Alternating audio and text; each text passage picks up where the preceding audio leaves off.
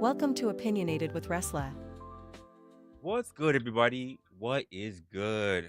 Welcome, of course, to another episode of Opinionated with yours truly. I am your host, Resla.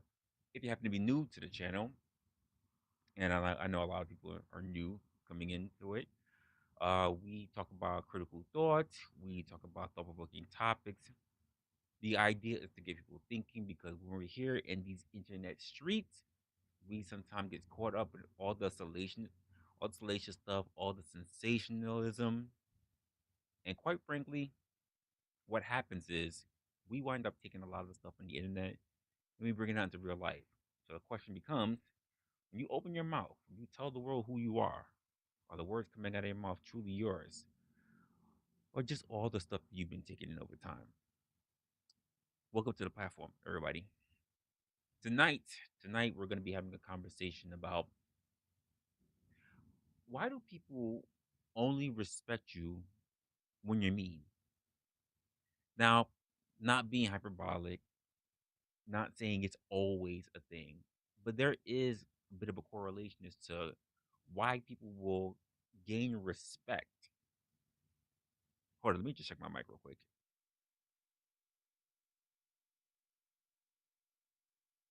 Okay, my mic sounds good.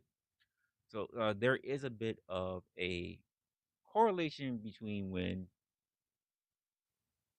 people are mean versus when they are nice and the amount of respect that one receives from them. And I think it's something that we should think about talking about tonight. Now, I know many people will have their own different perspectives when it comes to this, but this is the whole point. We have the conversation, we have the thought at least up in the air, and then we can kind of just go through it and see what we come up with, right? So let's get a little bit into it. You have you ever noticed? Have you ever noticed like how people will pretty much straight up walk over to you when they want to be polite, or rather, even when you're polite, you're respectful and you're the kind of person that's considerate. But the moment you get out of line, the moment you get a little bit upset and a little bit mean, it's like a all of a sudden it's just so quick, it's so sharp. Suddenly people just want to act right. What exactly is that? And I'm hoping that someone can tell me what it is. And I'd rather you not do that. And when I say rather not do that, I'm thinking about the particular people that I come across, right? Anytime where I've noticed that I've had to bare my fangs, even when it was unintentional, even when I tell people not to do things, people take it as a slight that I'm being mean. Sometimes I'm being direct. Other times I want them to correct the behavior that I see. So something I was saying to someone earlier was she knocked on my door and she says, "I'm sorry. Hey, are you busy?"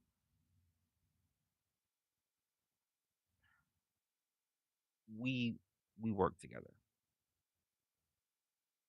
Part of your job is to bother me, to interrupt me, to come to me with issues.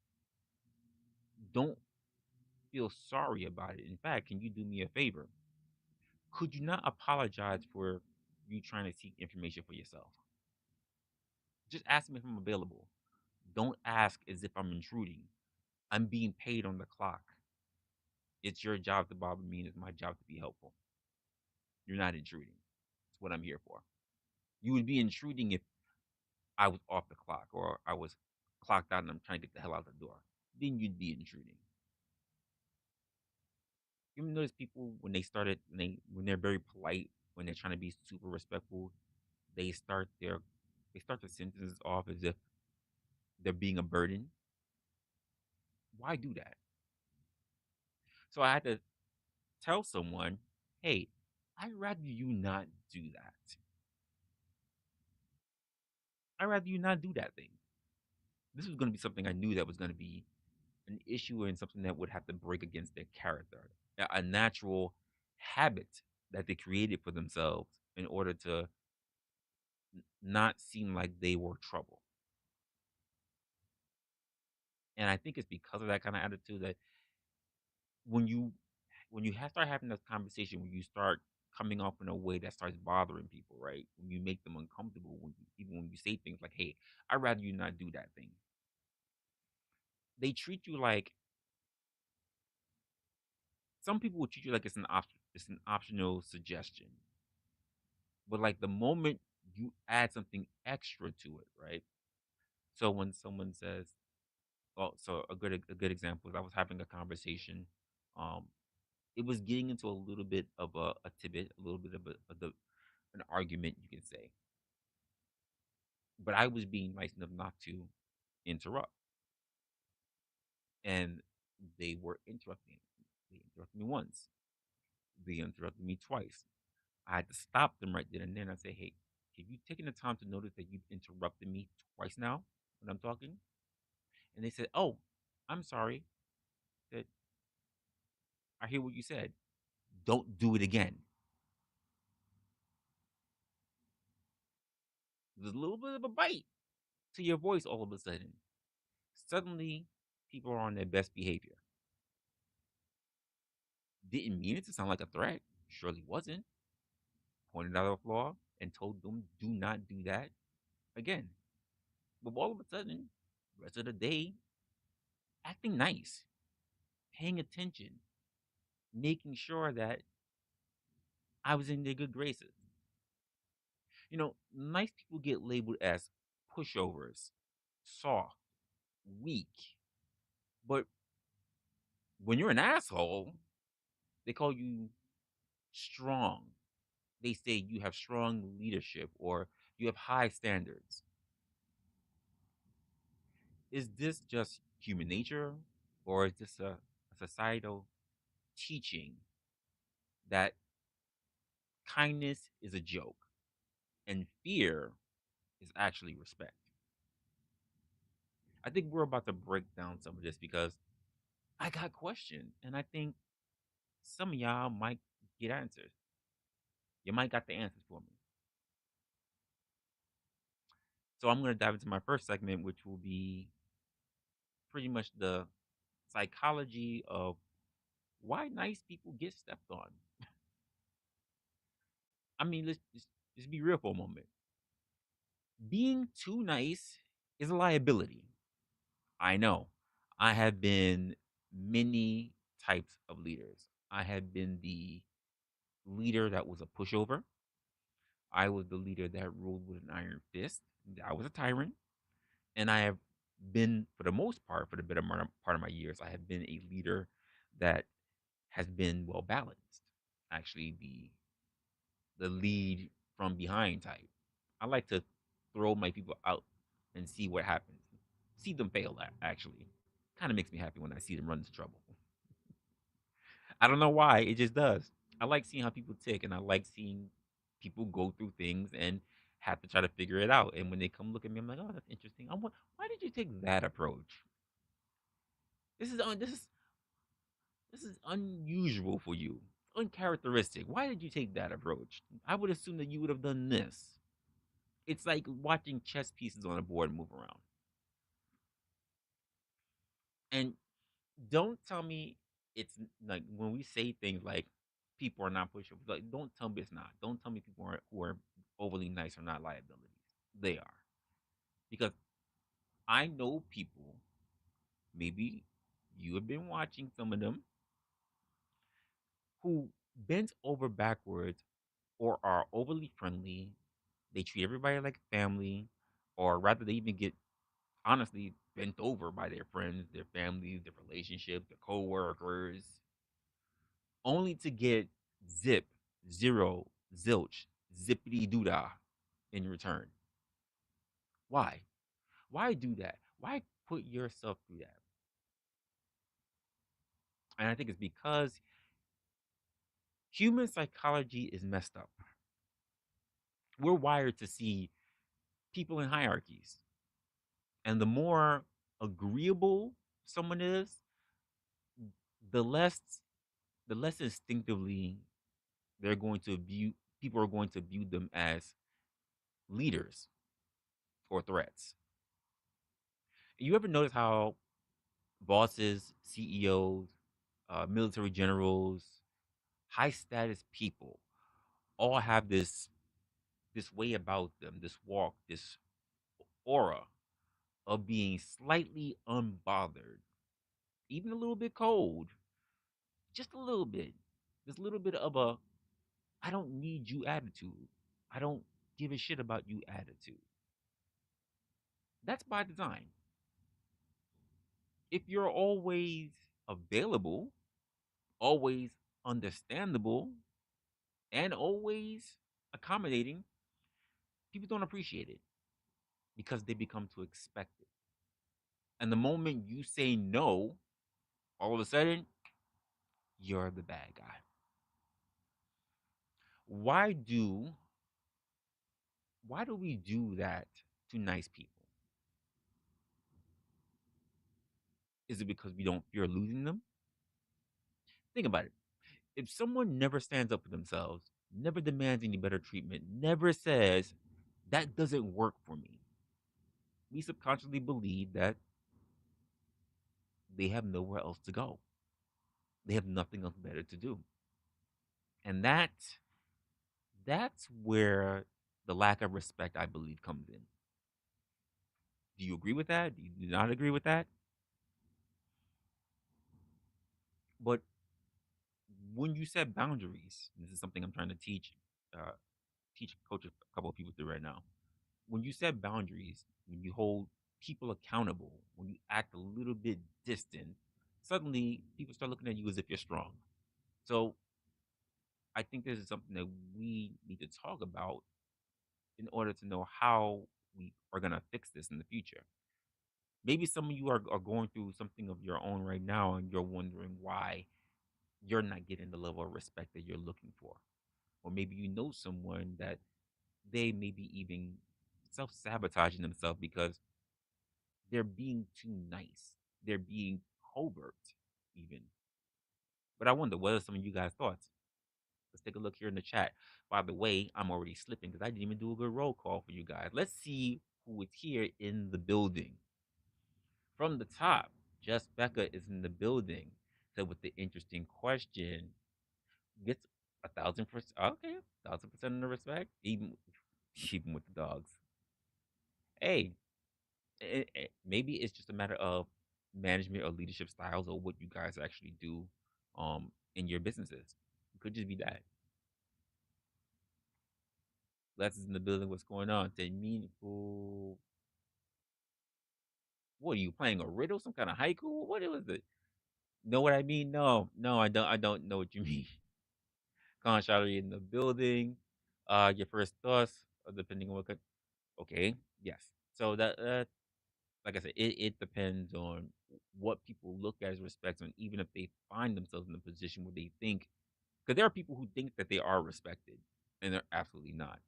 The same way how I say the words, there are plenty of people who are in leadership positions.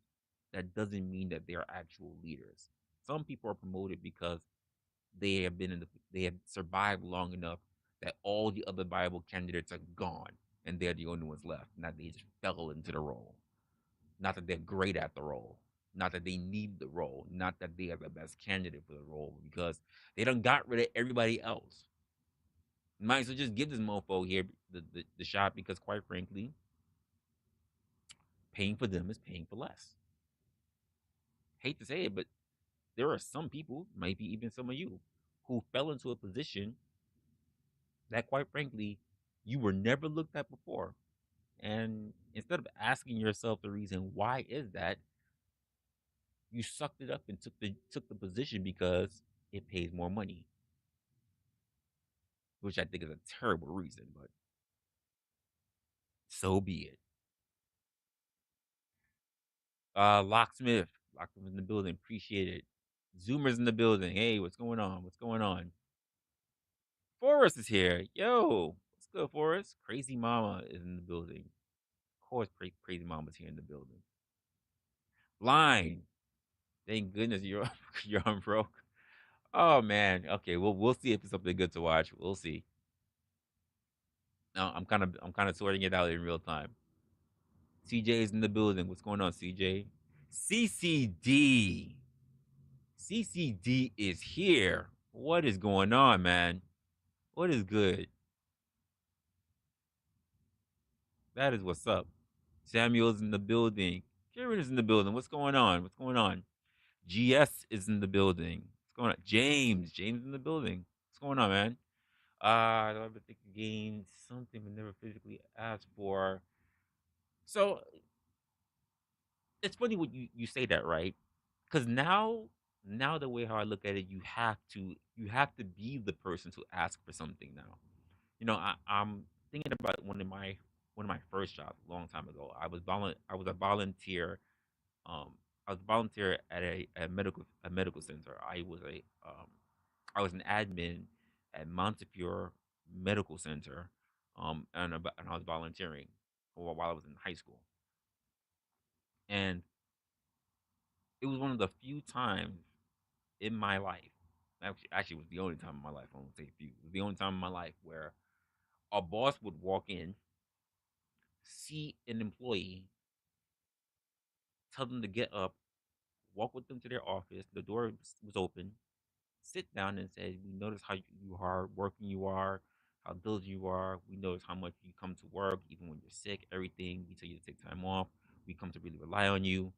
And without words, without them asking, gave them a raise.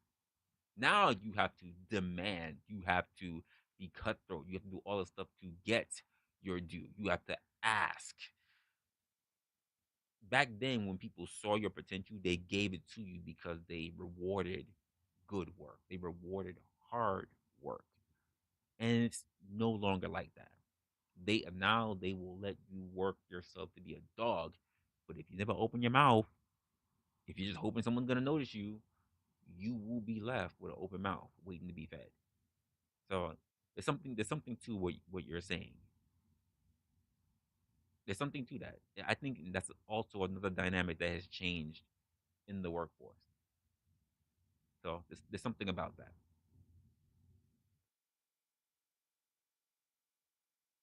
I hated being managed at night. Hmm.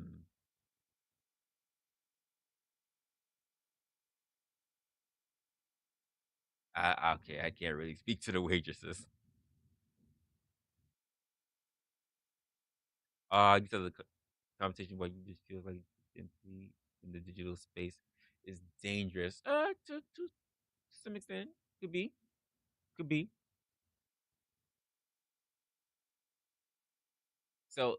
And that's the funny part about the even that statement, saying squeaky wheels get the grease. But the terminology that came before that was sta- what's that? Steady is smooth and smooth is fast. It's the premise of saying you keep your machine well oiled. Nothing works best than a well oiled machine. You don't wait for the gears to become squeaky. You always maintain what's good. You always keep it up to date. And I think that's, like I said, something that's just changed throughout years of what we looked at in terms of work, in terms of honestly diligence and loyalty. The aspect of loyalty at work has changed, and I see a lot of the people who are nice are the people who wind up doing things that I see that hurt them in the long run, even if they don't see it that way. And I get it, part of some people's characters. Some people are really good at particular jobs, but if they ever want something more for themselves, they might be shooting themselves in the foot. They might be killing their future growth opportunities. In fact, I pretty much almost guarantee it because being nice doesn't really do it. This goes into my second point, which will be when nice people become basically self-sabotaging. So let's talk a little bit about that. This aspect of when people are nice, and we really got to talk about when being nice stops being kindness, and it really needs to start being when it starts leading into self-sabotaging. And I'm always wondering when you see someone who's exhausting themselves, and I mean they're exhausting themselves for other people who don't really share the same sentiment for them. It's one thing to have a coworker that everybody wants to come around and everybody wants to work with, and everybody doesn't mind doing work for them because that person does work in return. They give the generosity in return. But I've seen people who have given work to other people who they've never taken a load off of them. They don't even bother offering.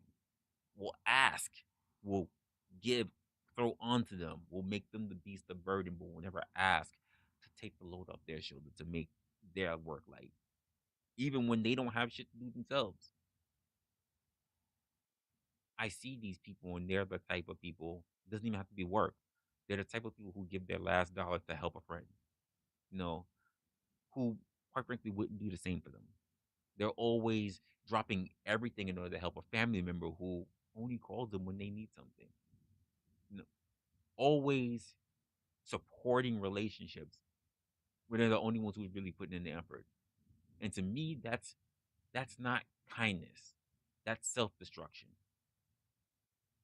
Being a good person doesn't mean being a doormat. And I know it's harsh to say. Some of y'all want to say you're giving, you just like taking care of people. But I say you cannot pour from an empty cup. Most people don't want nice. You know what they want? Valuable. And if you're giving away all your energy, all your time, and your respect to people who do not reciprocate, you're not nice. You're just bad at protecting yourself. And that needs to change. And I'll go into segment 3. And that is the art of the art of boundaries. Rather, how to be respected without being a jerk. There's a way to do it. It takes some time. So, how do you go from an overly nice doormat rather, to respected but not yet an asshole? And I think you have to master boundaries. Oh, you said you have no boundaries? Oh, this might be a good conversation to have then. You need to be able to build the art of boundaries. A lot of people think setting boundaries means getting mean, it means getting aggressive, it means becoming distant. And I would say nope, not needed. It does mean being clear about what you will allow and what you won't allow. It does mean that. And you can do that without being an ass. Let me put it like this: a lion doesn't have to roar in order to be respected. You see it, you feel it, you know the deal. That's the energy that you need to move with, to be honest with you. So here's a formula: state your boundaries once. No long explanation, very short, very concise. In fact, if you have to give out so many words to explain yourself, the person who's listening to you kind of has it in their mind that you're full of shit. Keep it short. No long explanation. If people test it, repeat that boundary. No emotions at all. If they keep pushing it, remove access to them. No guilt necessary. Cut them clean off.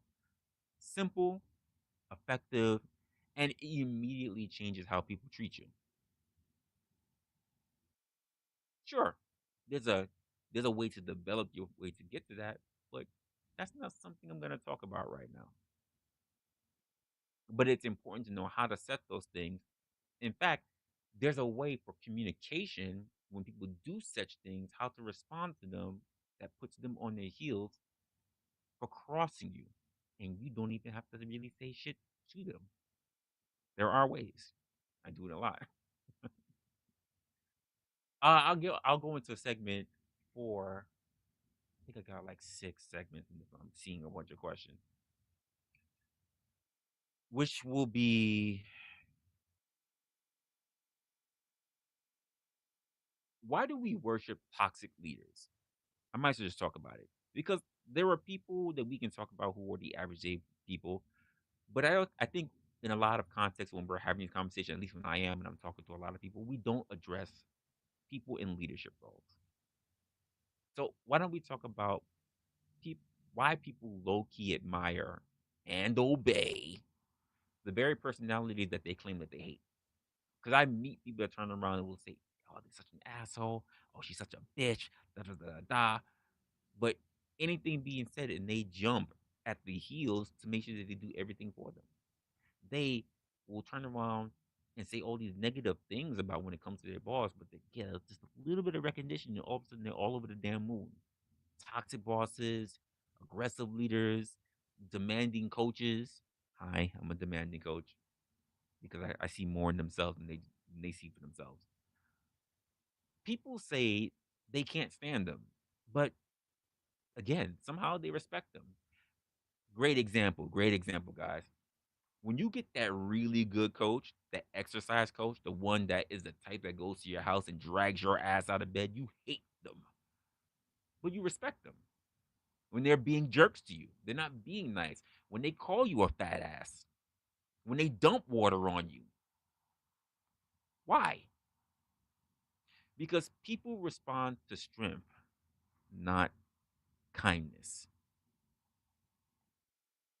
You think your favorite athlete, think of your favorite athletes, think of your favorite billionaires, think of the industry moguls that got to be where they are. Were they known for being nice all the time? No, hell no. They got there because they don't tolerate mediocrity. And let's just be honest, people don't actually want a nice leader. Oh, I can already hear the scream. No, Resla, not true. Yeah, it is true. People really don't want a nice leader. They want someone who can get things done and enforce order. It's what managers want. It's what execs want. It's what the actual departments want. They want someone who can get shit done and who can make it look as effortlessly as possible. They want someone who's going to be effective. Nice doesn't cut it. Let's just look at history. Look at businesses. Look at entertainment. Steve Jobs was notoriously known for being ruthless, but people worshiped his legacy. Gordon Ramsay insults people on TV, but they still line up for his approval. Let's just go to Elon Musk. Fires employees at a whim, but his fans defend him. Why? Because we equate strictness, abrasiveness, and even a little bit of cruelty with power. And if we're just gonna be honest, there's something about people who don't care about being liked that makes us a little bit more impressed when it comes to them.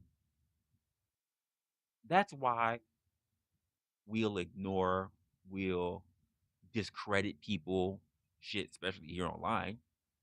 We'll even betray nice leaders, but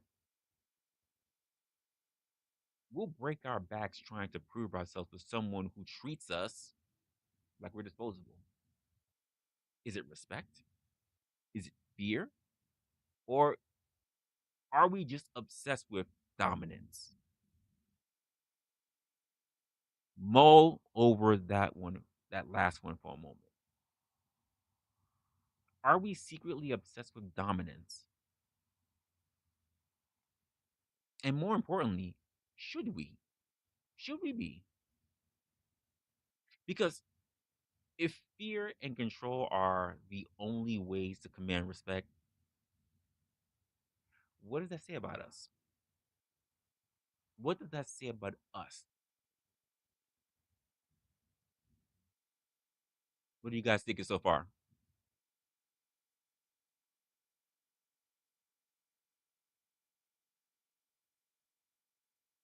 Let's see. Let's see. Okay, like the military, eat, sleep. Yep, absolutely. Yeah, but when you have that lot of free time, of course you're gonna love it. Hmm. React. And what would rather someone have? Someone who's proactive, not reactive. Eh, time will tell, man. Ah, well, yeah. Your kids are definitely still gonna learn that one. A place that isn't worth working in. Well, I think a lot of people don't know their self worth. I've met plenty of people young to older, met people in their 50s who still don't really understand what their worth are. A lot of people, I mean, because even when we talk about like work ethic, right? Doing your job is doing your job. People say that's the bare minimum. No, it's literally what you're there to do. You're just you doing your job, and if you're effective at doing it, if you don't leave shit behind for other people, then to me you're being effective. I really don't ask for people to do more than what is the bare minimum. I'm like, if you're doing your job, cool. If you're just here just to get a paycheck, cool. Just do not become a burden on other people by not doing what you're actually here to do. That's it. Not even gonna ask you to go above and beyond. If you're the type of person that wants to go above and beyond, we can work with each other. But if you're just here to do the bare minimum, which is really just your job, I'm not mad at you. Go have fun. You know what you're here for. You know what you're paid for. This is part of your competency. Take your compensation now and go. It's all good. Tell everything about yourself, but it's not good. Well, here's the thing about telling everything about yourself. Saying it out loud, or even acknowledging that you have these things as weaknesses means that you're not being naive, which means that you can fix it. You can absolutely fix it. Knowing what's wrong is a great place to be because now you know what you can work on. It's people who don't want to acknowledge what they're really bad at. They're the ones that go floundering around. So you're in a good spot. You're in a very good place. Don't you mean learning yeah, pretty much. Pretty much. Saying no. And a lot of people have a problem with the word no. Whether it's hearing no or whether it's saying no. There are more people who will say yes, who will be overburdened, overworked, have too much on their plate, and will still say yes. And I'm like, you're a fool. What are you doing? Are you trying to burn out? It's crazy. And yet at the same time, a lot of people are scared of the word no. And I say, no starts your conversation. It doesn't end your conversation. All you heard is what they don't want. That doesn't mean you stop. Now you have to figure out what is it that they want. Sometimes it just really starts to be that simple. So what do you want? So what exactly are you looking for? If what I'm providing to you is not enough. A lot of people, as James said even earlier, they don't really talk. And those are people who are rather intimidated. They're nice. They don't want to be a burden. Absolutely. It should really, this is something that should be taught. And I mean, it is taught, but normally not like at jobs, or if you don't have close friends, family, or you don't see a mentor or a coach, Sometimes the only way you're gonna find out, and normally through these lessons, comes with failure, and normally not the nice kind. You don't want to learn the aspect of self confidence or self respect when you've lost everything. That's a shitty way to get it. People want effective leaders, but the majority of the time, most leaders are not that effective. A lot of leaders I run into have had no training in being leaders. Probably really good coworkers, probably top at what they do, very knowledgeable at what they do. When it comes to the aspect, any of the core aspects of leadership, they fail. I see a lot of leaders either become, quite frankly, the way how I went through it until I actually got coaching. I was a tyrant, I was a pushover, and I was one that was just like, you do whatever you do what you think is best until I had to get some act right. But even when I got act right, I couldn't get it from, there was no one who had to direct me there. I had to go outside to figure it out myself, to figure out what was wrong. I had to have someone else who wasn't even a part of my business teach me.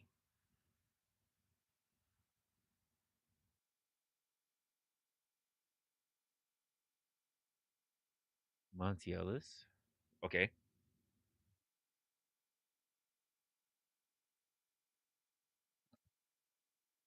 Hey, hey, he got swag. If he's gonna make it work, that seems makes you nervous. It's probably a good thing. Uh oh, we want. I'm like, we won't. You want to lead? No, you don't. Don't want to lead it like a father. You don't want to lead it like a father. Most leaders, I would say, most leaders don't want to be father figures. They don't want to be parents. They have shit to do themselves. They don't want to be all over their kids. They don't want to helicopter. They want people who are capable. They don't want to micromanage because that's exactly what it is. You don't want your parents watching over you. You want people who believe in your skills, who believe that you can do the job, who can give you creative freedom. They don't want, like, they shouldn't want someone who's hovering over them. So yeah, and I can tell you most leaders do. Most leaders want space. They want to be like, here's the job, here's what I'm delegating out to you, get that done. They don't want to hover because they should still got shit to do themselves.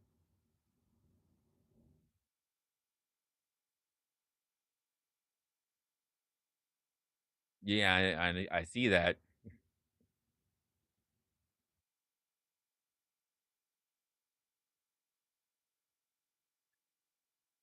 Obsessed. I think some people are obsessed, and I think they're obsessed with. I mean, people are naturally curious. That's just the way of people. People are naturally curious. So when I say obsessed, and I will say obsessed with dominance, because there are people who just will not act right, who will not do the thing that they know is in their best interest, unless somehow is someone is domineering over them. Someone has to get like that fire on their ass or even threaten their job. Why should someone need to do that? And there are some people that just say, I just need someone to kick me in the ass. You know what you need to do. Why do you need someone to kick you in the ass? Why would you need that? So some people are obsessed with it.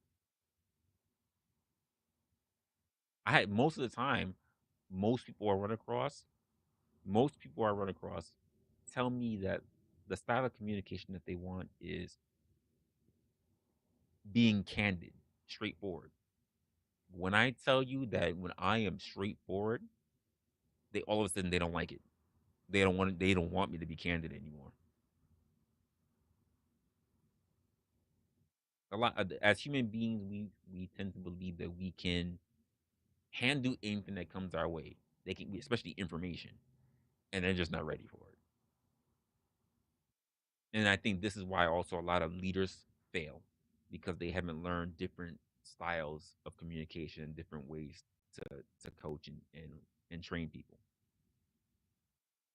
Not that I'm great. I'm still learning and I make mistakes myself.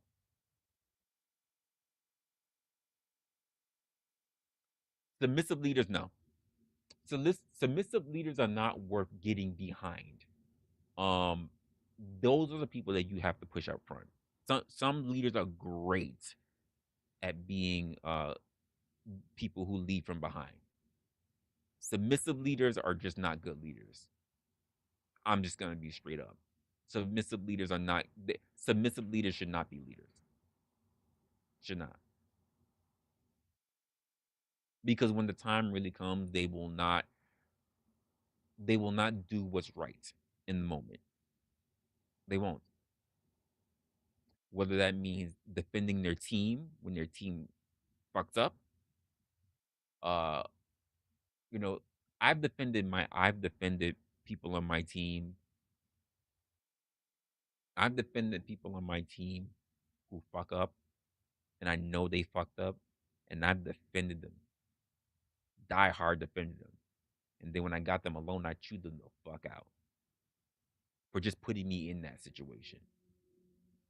Um, I have definitely met, and I guess submissive leader is a. I've never heard it that way before. It's a really, I just look at them as soft leaders. Like they really, this idea that if you're just nice and you're coddling and you just want to be the friend and everything, that doesn't. I'll make everybody my friend. Doesn't it doesn't work most of the times that I see, because when it comes to having to stand up people in your against people in your team, when it have to come up to you standing up against your managers, their fight doesn't take long. They run out of fire real quick. They need more oxygen to fan that flame, and they run out of it real quick. So yeah, they're not worth getting behind. And I think a lot of people don't fall under the, I guess if you want to call it submissive leadership, which still sounds weird. Um, but a lot of people are not trained to be stronger as leaders. A lot of people are just they're just the best at what they do. They are a lead coworker. They're not an actual leader. That's really what it is. If they were a leader, even if they were promoted within their own department, they should be able to get their department into gear. They shouldn't have to run into a situation where now that they have taken a position of leadership, no one else respects them because you were a coworker, you were an employee, you were a coworker, you were an associate just like me. That should not happen. And typically the ones that fail like that maybe fall under that term submissive leaders. Maybe. I don't know. It's a it's a weird saying.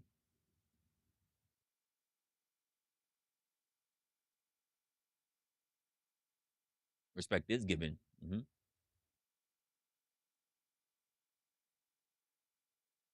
Yeah, that's fair. That is fair.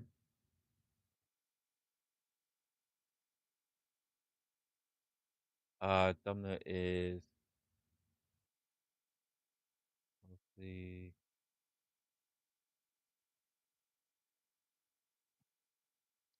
Sure. Next time you can make my thumbnails for me.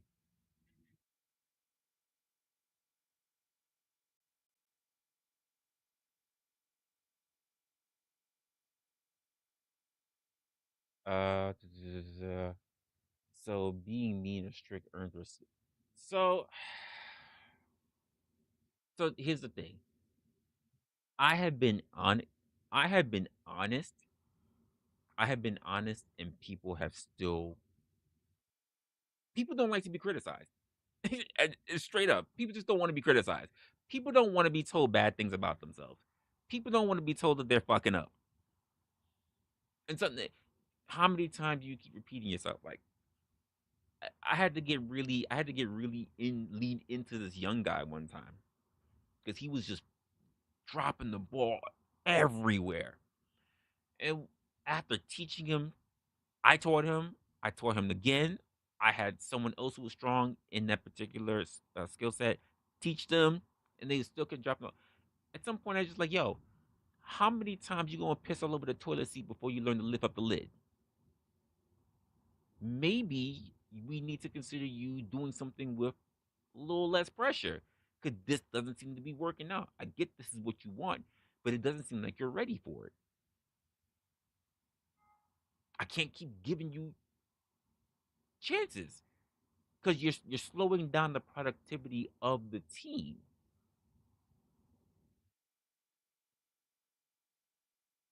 How well do you think they took that?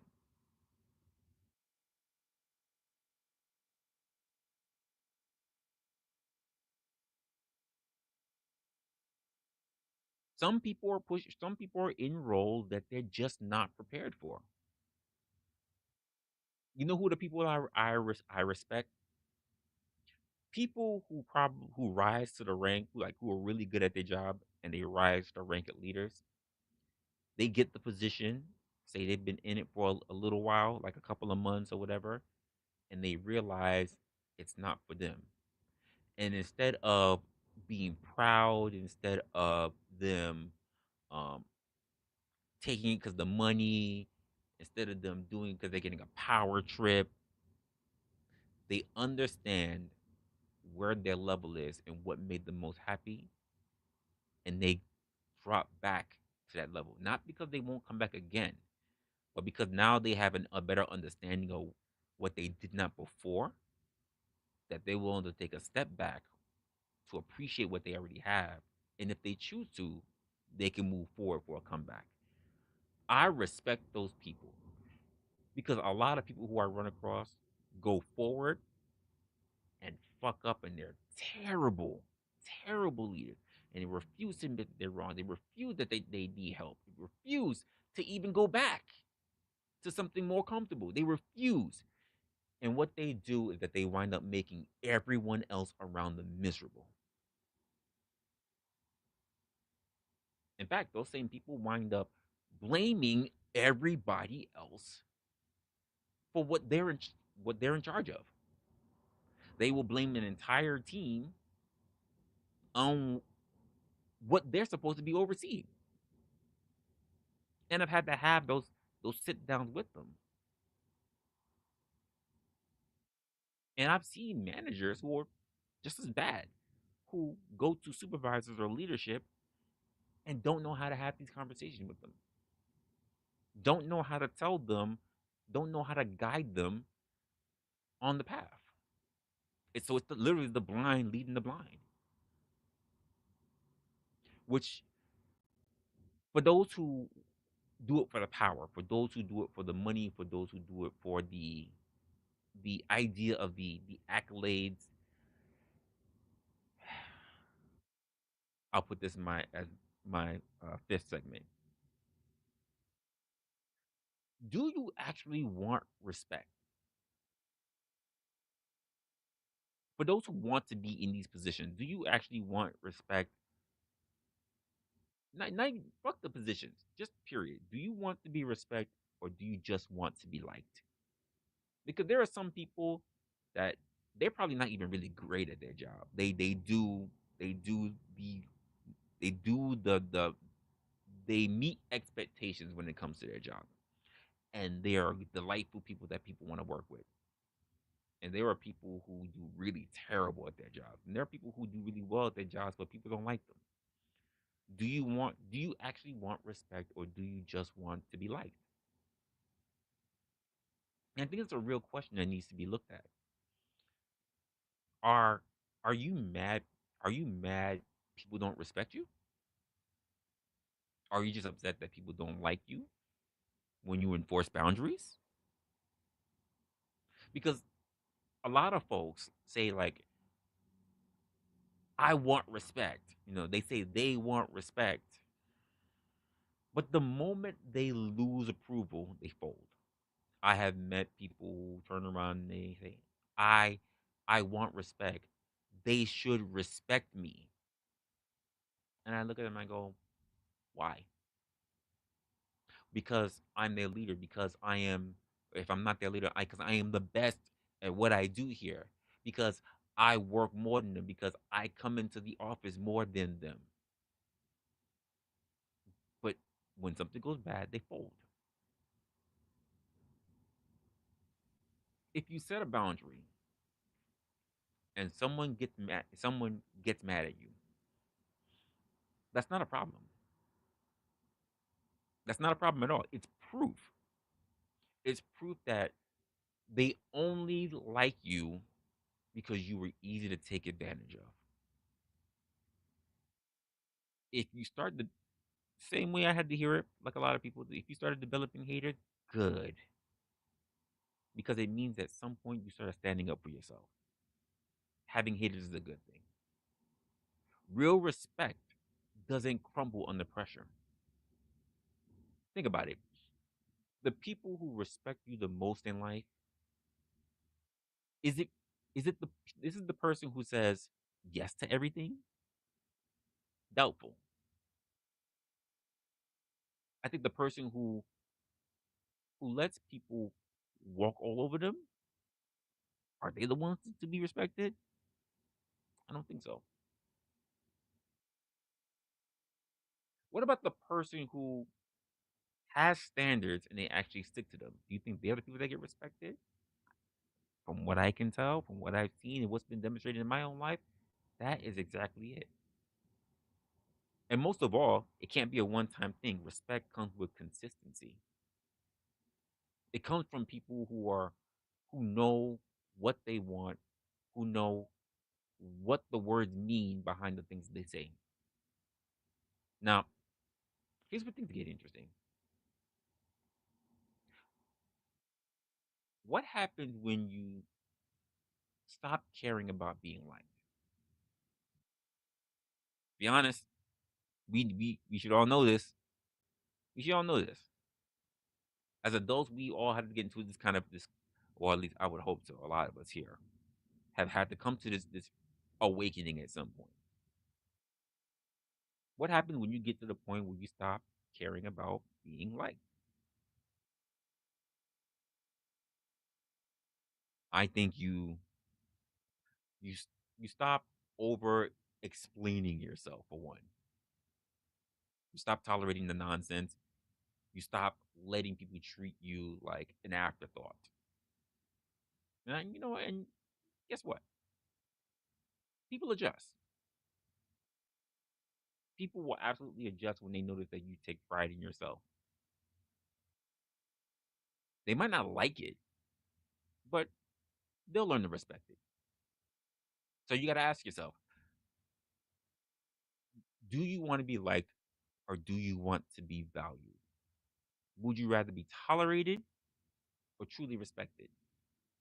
Do you want people's approval or do you want their loyalty? Because you can't have both. Life when it comes to people is about choices and trade-offs. And the day that you decide that respect matters more than fake approvals, I think that is the day when you stop feeling played. And I've only got one more segment, which is, and I asked this to a manager recently. I was interviewing a manager, and for those of you who are managers, you can take this question for yourself. Are you the leader you've always wanted? Because we can stop pointing fingers for just a second, and we can just turn the question back on ourselves. Because it's easy to complain about bad leadership, right? My boss doesn't appreciate me. The politicians are corrupt. Why do influencers have so much power? Cool, no problem. But here's the thing: are you the leader you've always wanted? Not always wanted to be. Are you the leader you've always wanted? when you were coming up, when you had your idea of who would be that perfect person to help guide you to success, have you become that person?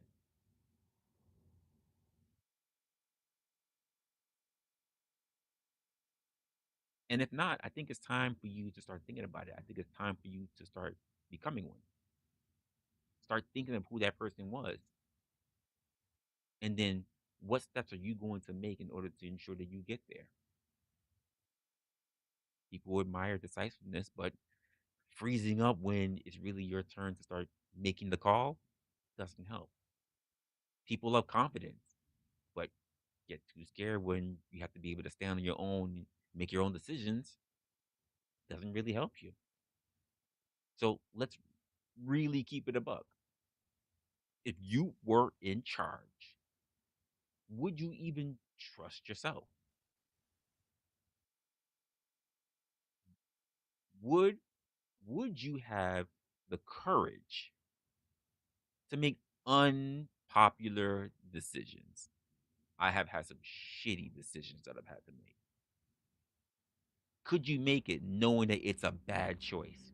Knowing that something will go wrong. Can you make it? Could you handle the pressure of the people that you even are looking after turning against you? Would you be a fair leader? Or would you just fall into the same power traps that every other leader says and every other person will probably criticize you for being a leader? You see, real leadership isn't about just the title, it's not just about the money, it's not even about this aspect of dominance, but rather it's about action. And if you can't lead yourself first, you have no business complaining about who's in charge. Test it. Test it.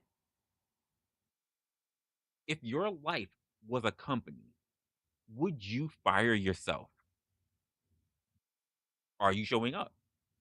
Are you making the hard choices? Are you pushing yourself into the areas of discomfort? Or are you just waiting for someone else to take control? These are the questions you should be asking yourself. Because if you're always looking for someone to tell you what to do, how to think, who to follow, congratulations. You're the perfect follower. And maybe that's why you keep ending up under a very leader that you claim that you hate. So, are you running the show? Or are you just another extra in someone else's movie? Just a question.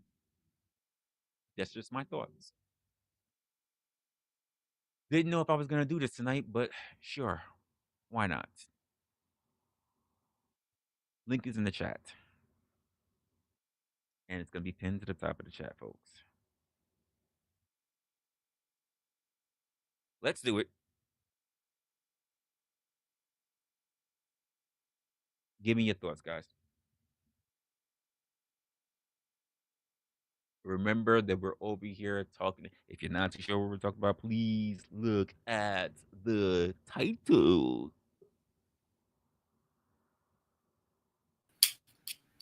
What's good, blind in the killer darkness?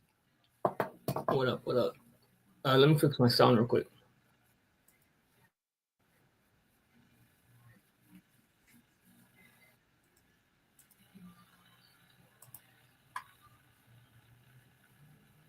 All right. All right. Can you hear me? Yep. Sorry. Hey, good topic, bro. The whole like being nice thing, man. It's crazy because I just had an incident yesterday where it's wild, man. That people really do just think that you're weak when you're nice. Like real talk. It don't even matter if you are or aren't. Like, and I've been having to deal with some of that.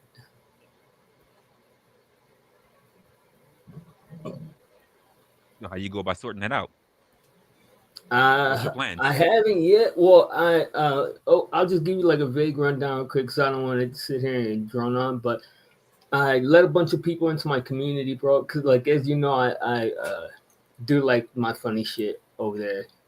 What do you call it? And let a bunch of people into my community, and they started like bossing me and barking orders, and then like trolling me, and even started making content on me. So I'm like, hold up, bro, like. I'm I'm the same mean ass troll ass dude that you are. So like I got on that ass, bro, and people are like, and this has happened before, but never to at this level. Like people are like, wow, blind, didn't know you could behave like that. Didn't know that you could.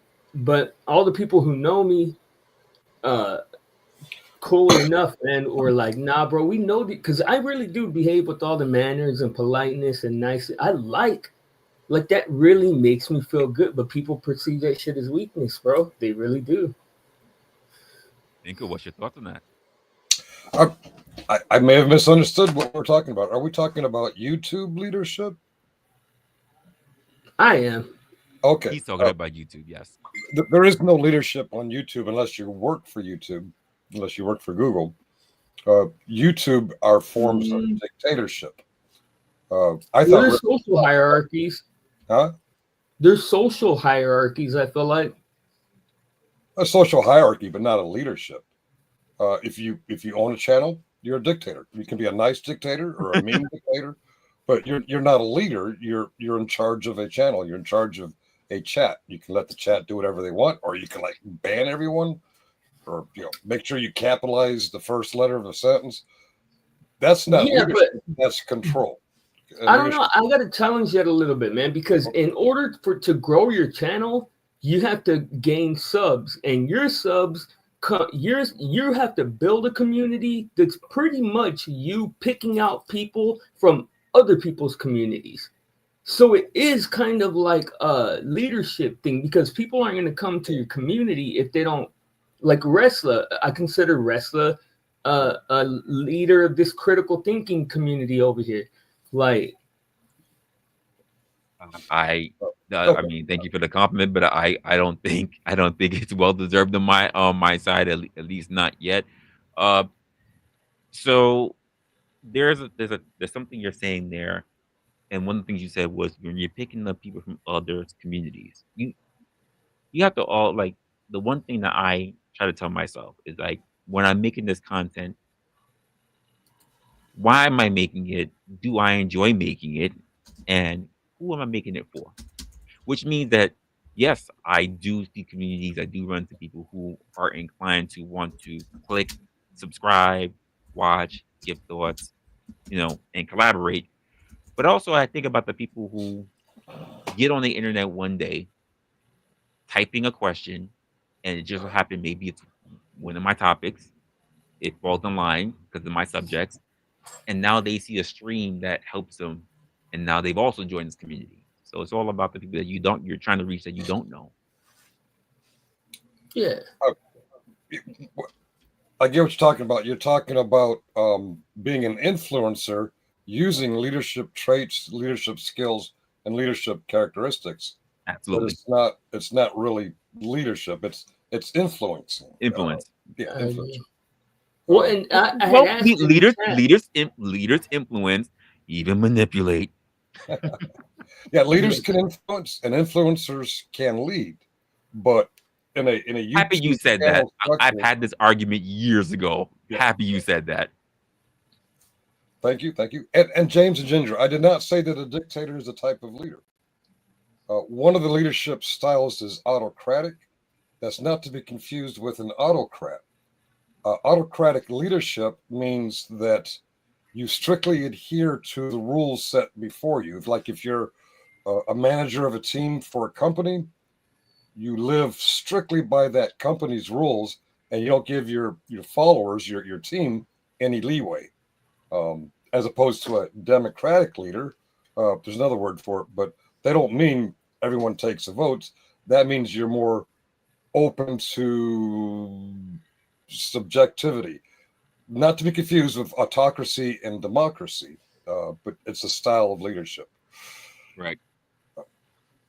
And I had asked in the chat, but I guess you didn't get to it. That's why I was asking what the distinction was. Are you talking about the corporate world or are you talking about life? I didn't really think YouTube. I hadn't really thought it like that, but he's right. Military.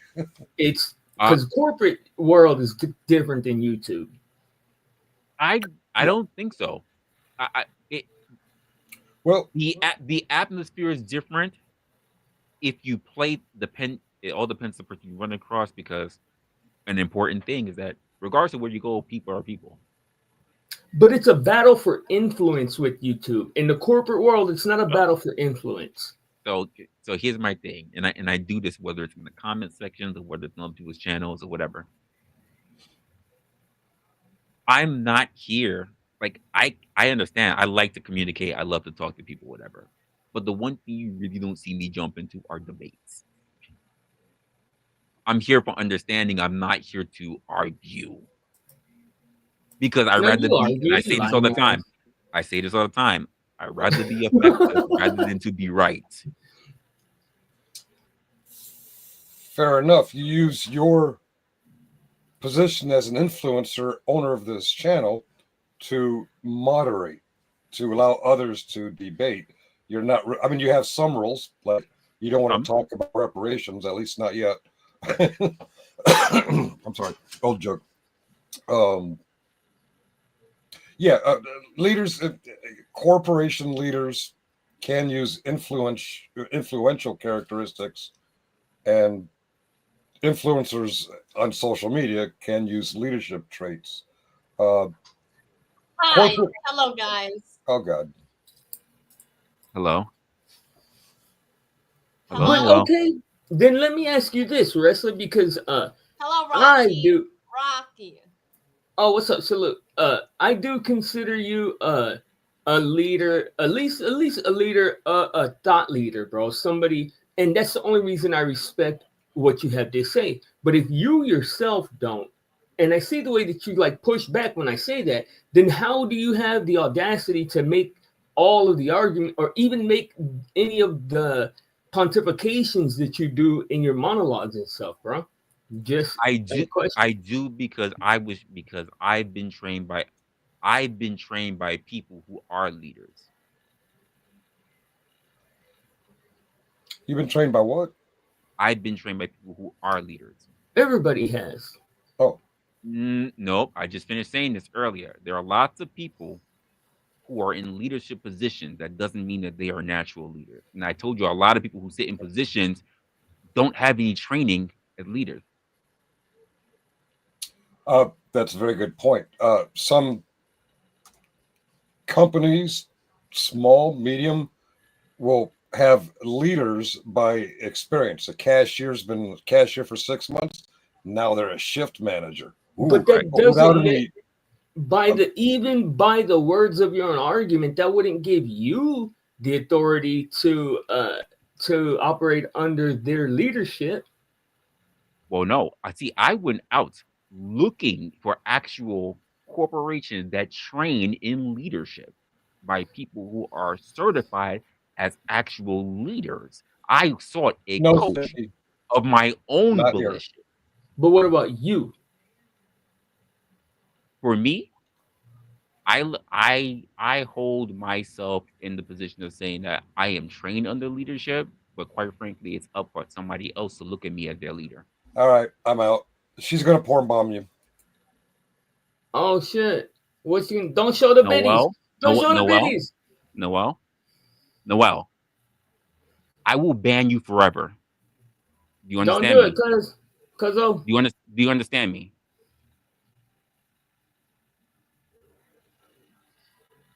You know what? Don't even worry about that. I got you. Has she porn bombed you or what? No, she didn't. That'd be crazy. That happened. I got her though. I got her though. It's all right. But okay, so then you're willing to accept the fact that other people look at you as a leader of influence, but you're not willing to put that title on yourself. I would not impose that on other people. You can't. Of course, you can't. Oh, many try. But that's not. I mean, I don't understand what you mean by that. Like, to try to lead somebody that doesn't want to be led, or what are you saying? That as well. Many people try to force people because they're in positions of leadership. Like what? They don't try to inspire people. Well, explain, because I'm not a corporate person, so I don't know the corporate logistics that you do. Oh, Explain look, to me in terms let's of let's go outside of corporate. Think of your quarterback on your team. How do you think that person leads his team? Well, first by competently executing the plays. And how do you exercise the play without finding a synchronous rhythm? Because everyone's different, sure. and everyone has a different feeling towards the quarterback. So it wouldn't be the first thing for that quarterback to make sure that he gets to know how everyone thinks on that team. Yeah, but know then their weaknesses and know their strengths, whatever. You have renegade have a good rapport quarterbacks with them. Look, you have renegade quarterbacks like Tom Brady that don't even think about that. That are considered some of the greatest quarterbacks of all time. How do you know? Because it's in the way that he moves. I mean, because you've seen him throw a ball, you know the intricacies and how he plays with his team. No, because you can see his philosophy when you look at the execution of his game playing execution, the way he speaks. How do you think he becomes? How do you think that we say this all the time? The same thing we can say this for like Jordan, right? You don't win shit by yourself. Tom Brady can throw the ball he wants. If there's no one there to catch it, if there's no one there to understand the plays, what good is Tom Brady? Yeah, but which one? I agree with what you're saying, and I'm not challenging anything you're saying. I just don't understand, because I think that's a wild notion for you not to not for you, because I think leadership is as much assumed as it is given. So if you're not willing to say, okay, yes, I will lead the team to a championship, then people aren't gonna follow you. So you might be right, but I think that there are also people that are. I think that there's such a thing as natural leadership, where people don't have the training and the tools, but they know how to do that instinctively. People that comes naturally to. Is it instinctively to know every style of leadership? Nah, of course not. That takes training, which means that most people only have one style that worked for them. They are one trick pony. Yeah. They tend to fail because people are multifaceted. No doubt. But a person who really seeks information, who seeks to be knowledgeable, will learn as many styles as possible. But does that ever make you an actual lead? Like, okay, I mean, I get what you're saying, and I respect that, but I'd rather be a person that has one leadership role that does it to the highest ability than to be, like they say, a jack of all trades is a master of none. Right. And a master of one can only do that one thing. They're useless in anywhere else. That's true. Best I be intermediate at many things than useless only that except for one thing. Yeah, but if zero is less than one, what if you don't have? What if you're like? Well, here's the beautiful part. Here's the thing about zero. By default, you can only become number one. And you could become one of many. No, you can become number one. Yeah, when you're a master of one, when you lose that one thing, you're zero. Okay, but because you like to argue with me. So I'm not arguing. It's literally an assessment. So what are we talking about though? Let's move. Okay, I don't even know what we're talking about no more. What's up, dude? So, Salute. if you're not too sure, just pay attention to the title. What What's it going do? on, due diligence? Peace. No, I just meant specifically. I know what the general discussion's about. I just don't know, like, I don't know what you're saying. Like, are you saying that? Okay, not even okay. Let me be completely forthright and say, when me and you are talking, I'm trying to interpret it in through the lens of how the information you have to offer can benefit me. So how can this information that you're putting out in front of us, like I'm just asking your opinion. Great question. It goes in the style of exactly the way how I do things, even in my monologue. My question, my the way how I do my monologue is not necessarily to train, it's not even to teach. What it does is to get you to think for yourself. Because a lot of people running around asking other people to tell them how to think. Even when I ask a question, I kind of always I try to give an or after. Can I Are ask you you a this question? or are you that? It's for you to think for yourself. Am I this or am I that? Where do I see myself? Not where does Resla see me? But do you not understand that no matter what the those no, like the, I get that that almost seems pointless though, bro. Honestly, Well, because it's like you say that right. I could walk into a company, in any company, if they hire me, put me in a leadership role. Does everybody, just because I am in that role, does everybody have to respect and see me as a leader? do they have to? Yes. No, Will they do they? not. Probably not. They don't. Yeah, if you're the boss, you have Be- to. No, it's proven. Because I see anyone can be in a position, that doesn't mean they know what they're doing. But then People will see over time by the things that you do and how knowledgeable you are and how you handle situations effectively. Proven. Even if I'm moving to a new company with a brand new team who never saw me, by the way I move, I prove myself to them that I know what I'm doing. Because here's what I something I always expect from everybody I run across, Ryan. Can I? I expect my team to challenge me for me to prove that I know what I'm doing.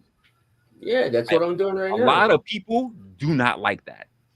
They I think that they know. should not be challenged, and therefore I think that they are ineffective. Can I I? don't think that makes them ineffective, but I go ahead.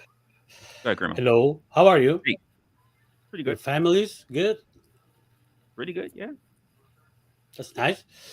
I was listening to you, and I want to tell a little story because I need to go to the airport, pick up my parents. I was listening, and I think respect for human beings, it's easier when you flip the table. And what I mean with this is uh, people who don't want to respect you is because they want to be better or they want to be first. So when I went to this gas station, there was people waiting in the line to buy some things, and I came up, and the two first guys, the first one was chatting, and the second one was waiting, and the guy was not attending, and the second guy go to the counter and asks for something, and the guy with the cell phone tells him, "Hey, I was first. What are you doing? I was first. Be respectful." So the second guy told him, "But you were attending the cell phone. I'm going to buy just one thing." "No, but I was first. You need to respect your place. I was first. You were second." So I was at the end, and I told both of them, "Hey, you too. I am last. What are you doing? I want to be last. I'm the last one. What are you trying to do? I'm the last one. What do you want to? What do you want to put me on the first place? I'm the last one. So please hurry up because I'm the last one. And some lady came over and I put the lady in front of me. Go first, lady. I'm the last. I want to be the last one. And the guy couldn't tell me nothing. He bought the things, and after that line, when I went to buy, the girl in the counter told me, "Thank you." Some people forget what respect is all about. So my theory is to gain respect, real respect. You need to put yourself in the last position and to be the one who doesn't know everything. Everybody is fighting to be the first and to be the most have all the wisdom, to have all the knowledge. So when they are fighting to be the first or to have more knowledge than you, they forget about respect. The last one is not competing to nothing. So at the end, you come first. That's my theory at least.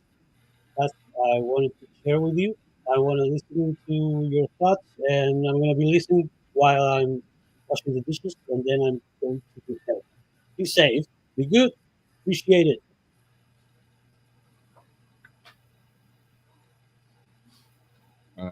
Untrackable due diligence. What do you think about the conversation? And I see two questions in the chat that I kind of want to go over. The first one from Army Vet who says, "Are leaders born or created?" And the second one from James who says, "Does it take talent to be a good leader?" I have my own thoughts about that, but we'll see how everybody else feels. Just in what I joined into, I love that word respect, because some people say respect is earned, some people say respect is given. But I think the best way to get respect is to be respectable. So if you conduct yourself on a way in which you expect to be receiving, even other people's failures will depend upon your reactions to their failures, and that will command respect That's a great based off point. of how you expect to be received into even their own failures. Now, That's that means that at the same time, you are given to fail and you expect to be received, and they may not be respectable people that are going to receive your failures. But if you maintain your respectability of your own self, that's the only thing you can do, is maintain your own self. Even in failure, you will be received, and it will come out the other end, and either you will be treated accordingly or they will receive theirs on the other end. You know what I mean? Yeah, I think that's a great point, man. I want to hear what do thinks. I was trying to catch up because I didn't hear none of the monologue, and I just, as long as I've been hearing y'all as soon as I popped up, so I don't want to, kind of like derail or anything. And if y'all already went over some things that I'm about to say, then I apologize. But I just want to say peace to you guys too, man. I see y'all chopping it up, doing y'all's thing. Um, so I always say that you don't have to respect me, but don't disrespect me. You know what I mean? Like, as far as like being cordial, right? Because I don't demand respect. You know what I mean? Because you can be cordial with a person and not respect them, and that's how I am. Like in my professional life too. You know what I'm saying? And there's people that I don't respect them, but I don't disrespect them either. and I had to learn that. You know what I mean? But whenever I look at the topic of the conversation and it says why do you have to be mean in order to be respected? Well, it reminds me of that old adage, would you rather be feared or loved? Have y'all already went over that? No, not No, in we detail. haven't gone over. We haven't gone over it. Yeah, that's what that reminds me of. You know what I'm saying? Would you rather be feared or loved? You know what I mean? The way I stated it was would you rather be liked or would you rather how did I say it? It was like a Valued. You said valued or value, right? liked, Or I feared. think. Yeah. Would you rather be valued or revered? Or feared. Would you rather be valued or feared? Yeah. Excuse me. I feel like that's the same as would you rather be, loved or feared? And whenever you Well, think what's the about, answer? What's the optimal answer? well, Depends on the tool. I think ideally everybody would rather be, loved or revered or liked rather than feared. But I can understand, like, whenever you look at like history and you look at kings and people that rule and how the people that revered them, liked them, were still trying to take them out in order to take their spot, because people that are loved and revered, people that are sinister see that as a weakness and they'll try you. But people that are feared, people tend to try them less. So it just depends on the context. You know what I mean? Like, ideally, I would rather be loved than feared or liked than feared. But at the same time, like, if I'm leading the country and I got to rule with an iron fist, and whenever you look at, the queens and the Henry such and you look at Egypt and how many of those people got like assassinated and poisoned and all that, you will understand why, fear is, could be necessary sometimes. So I will answer ideally love, but in reality, man, sometimes it may be better to be feared. You know what I mean? Because if people just see you as a likable person, they'll see that as a weakness and they'll try you. Well, let me ask this, and I want to hear Wrestler's commentary on this because he said that he doesn't himself assume the role of a leader in some of these contexts. What about what if your answer to that question, when you say, would you rather be feared or you rather be respected? What if somebody says, I'd rather be happy? I'm not concerned with any of those. I don't, because honestly, and especially when it comes to YouTube space, that's why I wanted to separate the corporate from life. I consider this more personal, more social. What if a person isn't concerned with that? Do they therefore not deserve respect? Do they not deserve to be able to have a leadership role? Or like where do we stand with that? Well, even amongst your peers, your friends, there's a hierarchy. There's a social order, even if you don't want to admit it or not. Yeah, but that's not only measured by respect. You think your friends are there because you think your friends would be there if they didn't respect you? I think it's codependency mixed with mutual benefit, mixed with love, mixed with respect. If you decide to pick up your friendship based on trauma bonds. I mean, there are people that, not for nothing, we can instantly look at our lives and say, this person no longer suits where I'm supposed to be at. But there are people that we get become attached to, that we keep around because, oh, they came from the same neighborhood as me, or we met during a time where shit was all bad. Doesn't mean they're still meant to be there. That's trauma bonding. Yeah.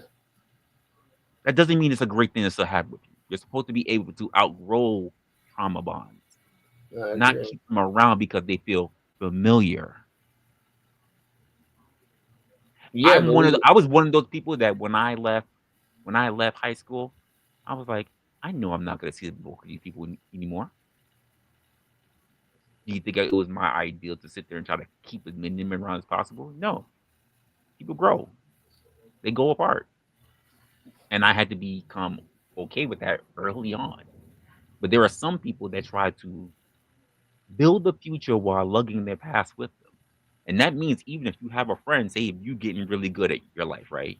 Shit's going well for you.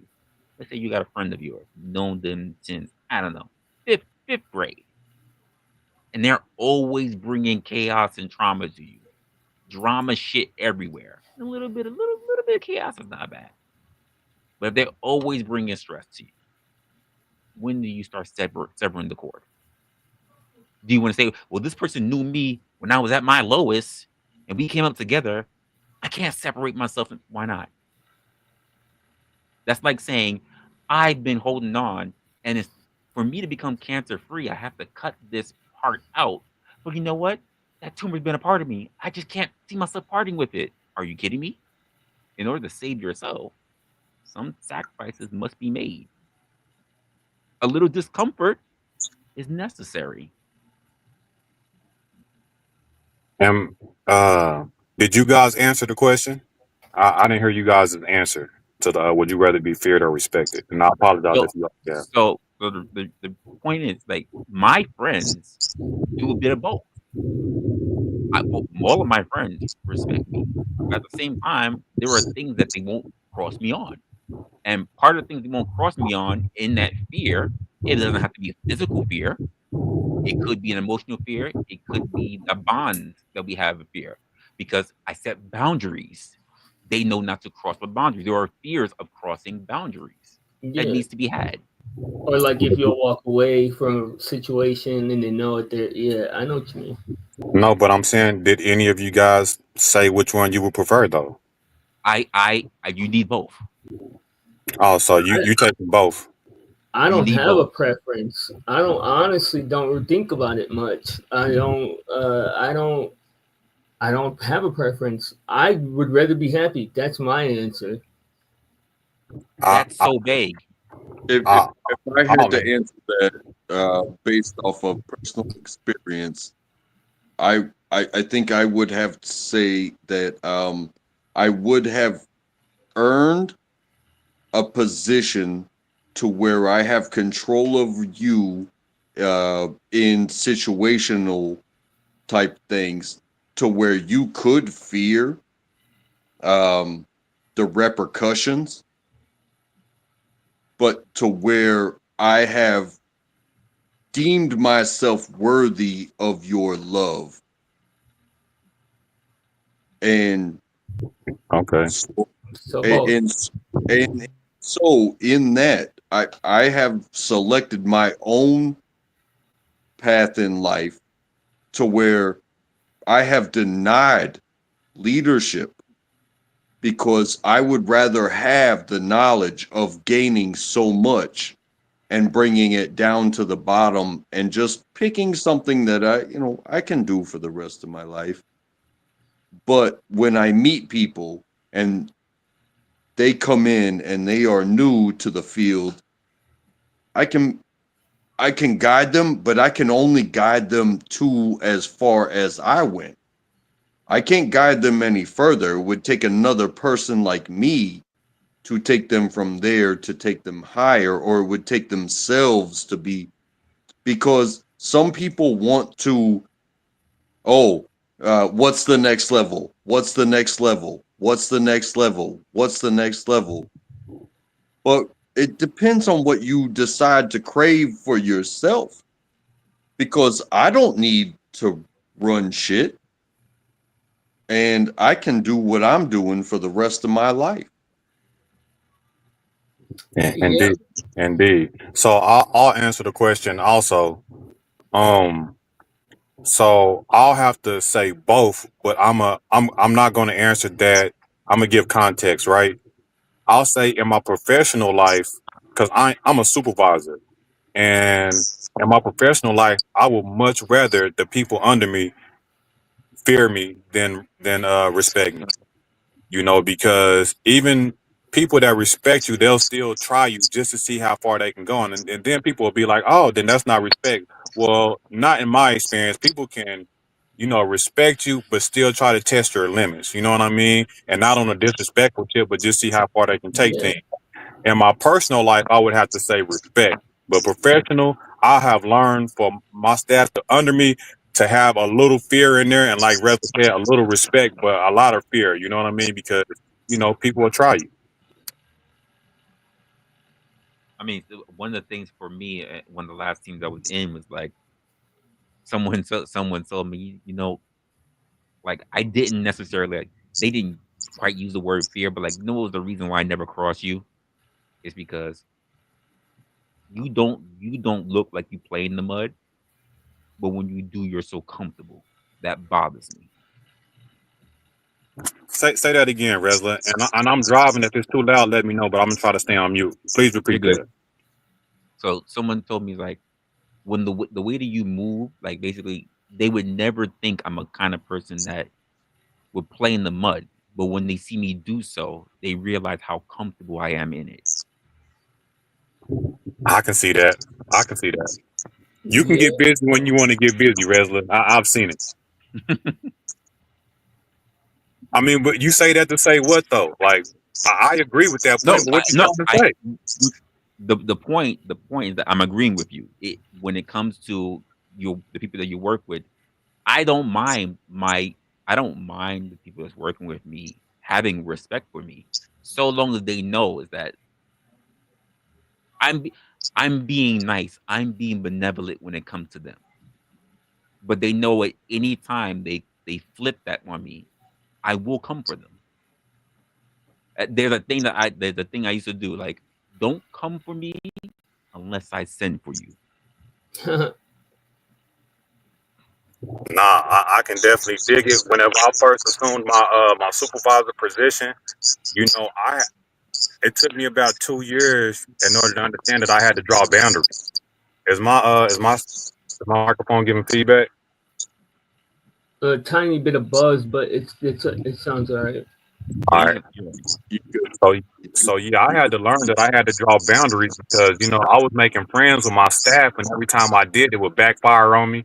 You know what I mean? And people would start trying to like take days off and thinking I wasn't gonna do nothing and slack on their job and stuff like that. So whenever you're in a position of power, man, it's much more beneficial to be feared than respected. Even though respect feels better, but people don't try you as much, and I have to stand on that. And you would have to be in a position of power to really understand that. You know what I mean? Can you repeat yourself? I'm sorry, I was reading the chat, but I really want to hear what you said. No, I'm sorry, but I can speak from personal experience, and I will share this. Is that I went from being a specialist in I was a cook in the Army from 2003 to 2009. And I went through the promotion process, yet I didn't have points to become a sergeant. And the unit decided to make me a corporal because a staff sergeant left. So that's 2 grades above. And I replaced that person. But becoming a leader,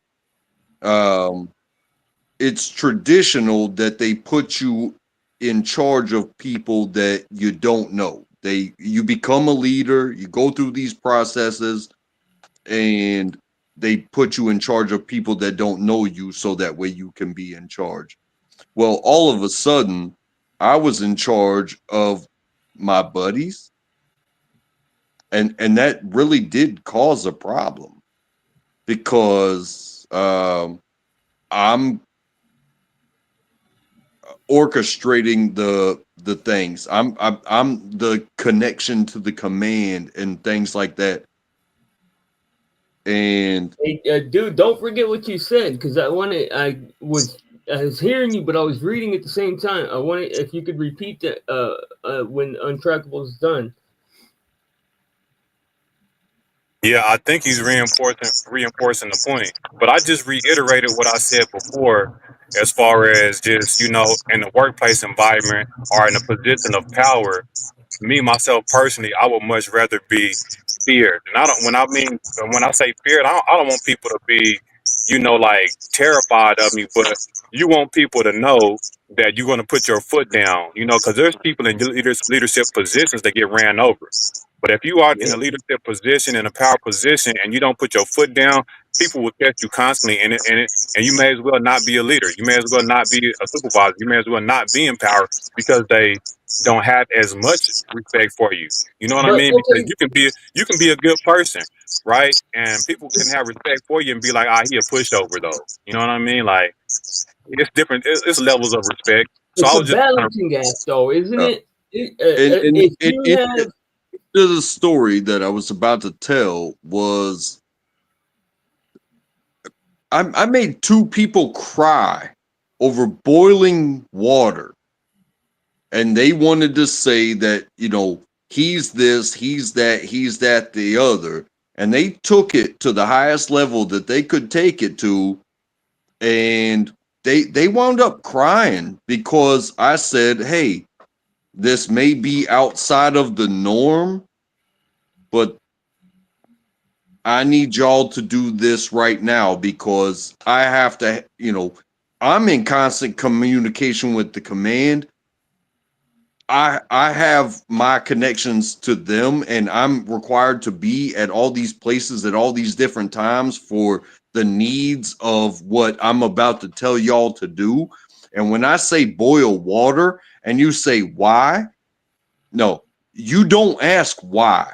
You boil the fucking water.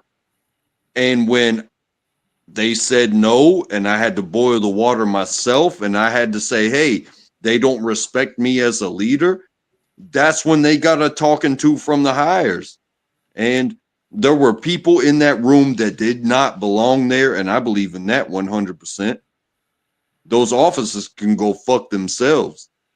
But amongst the people that needed to be there to reinforce me, telling my people what they needed to do at any given time, no matter the task. right.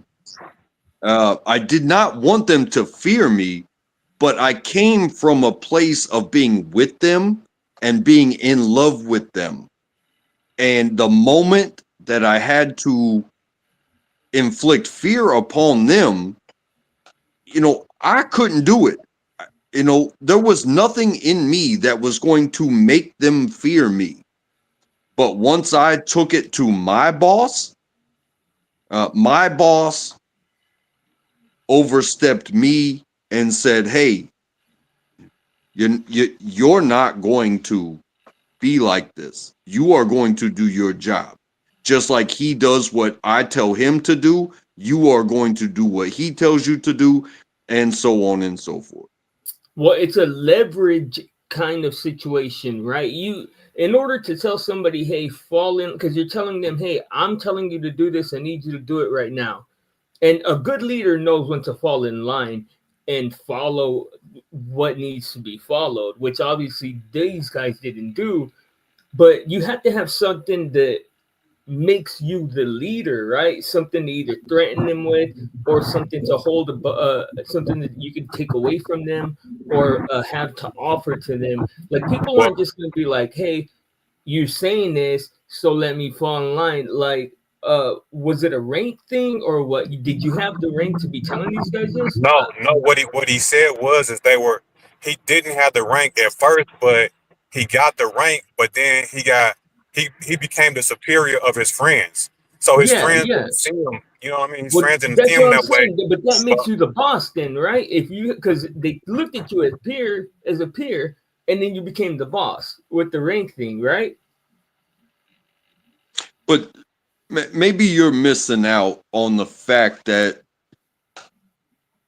there is a separation between rank and love, or I don't know what respect, the word is. respect. You can have Respect. you can And have the rank. That don't mean they're gonna respect you. I grew up with these people, but I progressed. And the moment that I was in charge of my friends. I was in charge of my people that I grew up with, that I stood right next to and took the shit from for many years. And the moment that I was put in charge, somebody requested something from us that could only be given by us, and that's boiling water. and they said, why? Why do they need boiling water? And I said, I'm not in charge of why they need boiling water. Boil the water. Well, they, through the grapevine, found out why they needed boiling water, and they disagreed with it. And I said, it doesn't matter. We've been given the order to me to have you boil water. And it became a problem. So I wound up boiling the water, which isn't a problem for me because I could do both their jobs on my own. It'd be a whole lot of work for me to replace 2 to 3 people, but I could do it. How do you think I got to where I was? But when they said no, that became a problem because their no became a combat inefficiency. Insubordination. Did you lose a friendship? So what? So when I took it to who I took it to, they said, I don't care what you think about this dude. We told him to create this, and he told you to create this. And it was the simplest of things. You think I wouldn't help my people out when they were in a hard time to think that I could replace 3 of them? But the thing is, you don't think like, oh, I could replace you. No, I'm with you. Just keeping you on your toes, and somebody sent something down the pipeline, so boil some water. So yeah, essentially, there is different levels of respect. You know what I mean? But if somebody fear you, then there's that line right there that they won't cross. And I was given a point that I had to learn that whenever I became in a position of power and I was making friends with my staff, and then they would always ride that line, try to see how far that they could take things. And I think that's the part that you miss. But I also said in like my everyday life, I would much rather be respected. But in my professional life, I gotta have that fear. You know what I mean? Because like he said, in his professional career, he asked somebody to do something. They looked at him like he was stupid or something. Like you can't have that. And then that's why the point I made with like running a nation. So it's different between us on a personal level. But if you got people that's kings and queens and you run the nation, man, you got to have that fear factor. You got to have that strong arm of the law. You know what I'm talking about? Yeah, and bro, I've been through that situation a number of times too. That exact situation, and like one of the ones that comes to mind is went to do hurricane relief work with friends, and I was the person with the most experience, the person that made the introductions and stuff. So I was put in charge. And same thing, dudes don't want to respect. But I had to take the same route as Untrackable and just do it myself. Like, I feel like that's going to be the only way to get it done if you're in charge of getting it done. Nah, I have to give you some pushback because I tell people when I hire them, if I have to do your job, then I don't need you. I'll fire your ass. Of course. I don't play that shit. I do not hire people that I have to do their job. And if I have to do your job, you won't have a job fucking with me. But would you let the job go undone, or would you do it yourself? No, absolutely. My job requires me. If a person don't want to do it, I have to do it. But at the same time, they won't have a job the next day. Yeah, I agree. Yeah, and I would say now, now that I know what being feared is, because if I could put the fear in them to get them to do better tomorrow based off of that situation, I would rather have the love and lead from within the group rather than be the one that is feared that will lay the hammer down. So what I do, and I've accepted this, and it's cool with me, is I'm not trying to be in charge of anybody. I picked a position, but within that position, I am very close with very newcomers. So when they're talking about, hey, how do I get to where you are? And I tell them, I was like, well, you're never going to take my job. But if you want to do something different, if you want to grow, you have to do like this. You have to be consistent. You have to be clean. You have to be willing. It may take this, that, or the other, but there are other positions. After you reach, that 90 days, after you reach that 1.5 year mark, after you've been here a while and proven that you are willing to work, the options start to open after that. Yeah. That's where I stand. I'm not trying to be their boss. I have a boss, and I respect my boss just as I respected myself as being a boss and as I was disrespected as being a boss. But I try to teach people, it's like, hey, you got to respect yourself in as far as you want to get out of the hole that you're in. You're brand new, and I don't know your situation, and I'm not even going to clown on you for it. But you're here now, and you're standing next to me. And I've been through some shit. But what I want for you is to go as far as you want to go. And the only advice that I can give you is as far as I have been. But that is respect yourself and do what it takes accordingly along the way.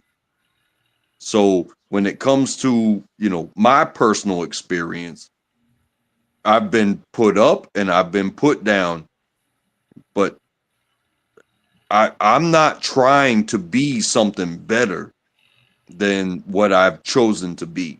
I'm cool with where I am, and I may have to be there for another 10 years before I change my mind again. So Those are let me, my life choices. But let me ask you guys this. but Like, but even but go when ahead. you're in the dirt and you're trying to become a blade of grass, bro, I'm an expert at that. I've been in relationships, right, to where that the person loved me, but I literally had to put down my foot on the respect factor and like threaten different type of deals, whether it be, like I'm gonna break up with you. What I mean, that fear had to be there. With some people, you got to have some consequence, and if you want to be a strong leader, what I'm saying, a well-established leader, like we look at fear as being a negative thing, but human nature, people will try you.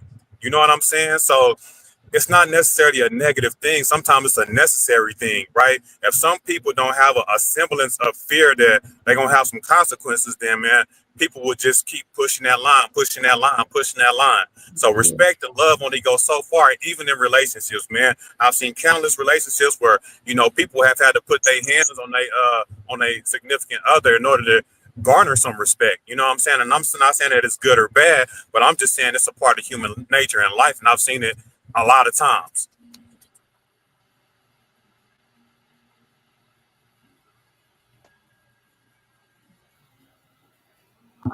Y'all there? Am I froze up?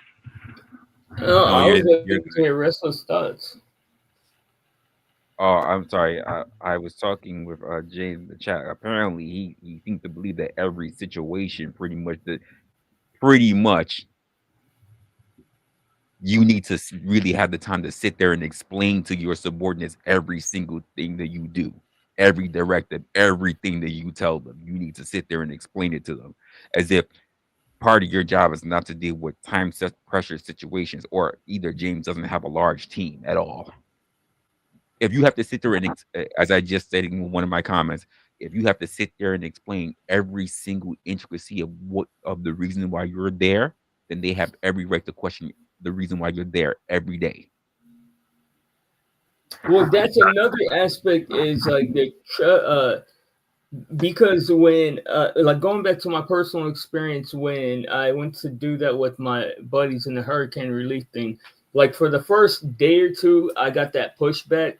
But because they do trust me, and like we're all brothers the same age, three of us, and because they trust me, it worked out. They ended up listening. They ended up learning skills, and shit like that. Like trust is a That big key part of word it though, too. that key word that's very important was trust. Yeah. And they have to question you at every milestone, every checkpoint. What's that say about your leadership? It's not that. Well, it's lacking. Or it's not necessarily your leadership. You just have a rebellious person also, and I'm not Yeah. putting up Wait, with it.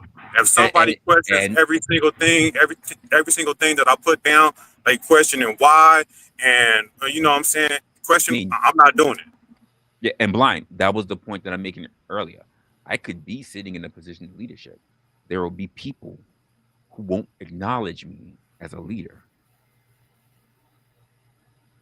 I mean, I think that's individual to each person, and I acknowledge you as a leader, at least a leader Sure. of thought. But because you've earned that with me, like, because I am a rebellious spirit that does not, I don't respect somebody. For me, bro, it's respect until it's not. Like, I respect everybody just out the gate, just because I like to operate that way. But then when it's disrespect, I'm operate on disrespect.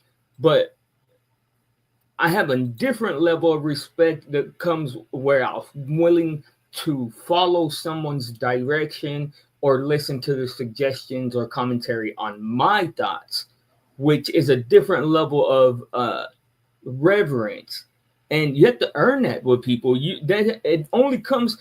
I won't ever look to somebody that hasn't accomplished something that I want or have something that I'm in pursuit of, and ask them for advice or commentary on me or how I operate.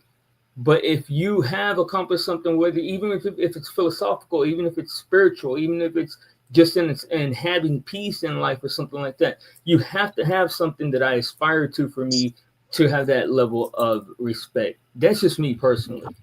It doesn't go that way in your professional career, though. You don't have time for the people that's under you Yeah, to you're right. You're 100% earn right. your respect and stuff like that. It don't go like that, and I'm not finna earn none of my staff's respect. You know what I'm saying? Off That's top. why I said when Resla said, when he just gets slotted into this leadership role, do they have to listen? In my eyes, yes. They, like, I would blindly follow. If we're at work, I'm gonna even if you lead, like, if you tell me, hey, give this this weld when it needs a this weld, or do this, I'm gonna follow you even into the wrongness, because we're at work and I have to respect the leadership role. What do you call it? Some people don't though. So, James, even with this one that you're saying, right? You're saying we just do this because if it's time sensitive, the why comes first. If it's planning a job, the why comes later. That should be flipped around. If it's Yeah, that's planning a backwards. job, the why comes first. If it's time sensitive, the why comes You later. don't have time to ask me why. Exactly, like homeboy with the water, That's bro. backwards. You don't know what's going on. Maybe they need the water like right this second. Like, if you can't be asking why, just do the shit and then ask why later. Especially if you have any trust for him, like. And especially if it's something you can do without a whole lot of effort. Well, You know but what I mean? I said it earlier, even in this situation, right? If I'm dealing with someone, say we're working on a factory floor or something like that, untrackable falls over. I'm calling due, say over a phone or a radio, whatever, and say, I need a defib at D block, this area. Imagine dude, he's sitting there like, so what you need it for? Yeah. Yeah. Yeah, He's on the phone asking me, do I do? Do you need it right now? Yes, Yeah. immediately. Why you need it? What's the situation? Explain Anything it else to you need me to bring? Can I go to the bathroom I have first? to sign off on it first. I have to approve first. Tell me why. That's crazy.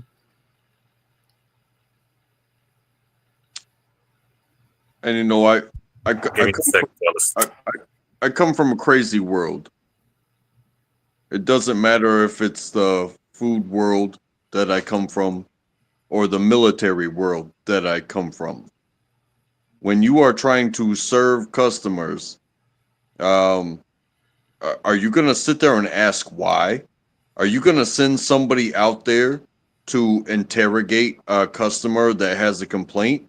Or are you going to do your best to make it right? And then go to the military world and be like, hey, we called for fire support. Well, why? I don't care if you kill me. The enemy's right there. And if you sent me to kill the enemy, go ahead and light this entire area up. That's what you sent me to do. Do we have to though? Well, it's about what, it doesn't matter what your mission is. Solve the fucking problem. Yeah. I agree. Well, I mean, if we're talking about the idea of leaders being effective, but most of all efficient, like all your training should have been done ahead of time. If your people are still questioning you, and they're supposed to be capable individuals, that says something about your leadership. And when you are told to do something, does it weigh on your heart whether it's a crime or against policy or whatever? Or do you weigh and think that your leader is overstepping boundaries to make things right? I come from a place where it's the answer to why is because I said so. Like literally, bro. So like I don't think about that. If I respect you enough to follow you, then I'm not even gonna ask those questions. I mean, I might internally, but not outright. Nah. So if I say boil water, and it's your capability and within your scope of equipment to boil water, does it matter whether it's for a shower? Does it matter whether it's for midnight coffee for the talk? Does it really matter? I said boil water. I got a call. Somebody said boil water. We want midnight coffee, and I'm the one that received the call, and I'm telling you to boil water. You gonna say why? No, boiling the water. Just boil the fucking water. Because otherwise, why do I need you? Because if I could receive the call, boil the water, make the coffee, and deliver the coffee, who the fuck are you now? Really, who the fuck are you? Yeah, but in your case, they didn't have no, consequences or repercussion, and you had to go to your superior in order, to get your staff to do what you needed them to do.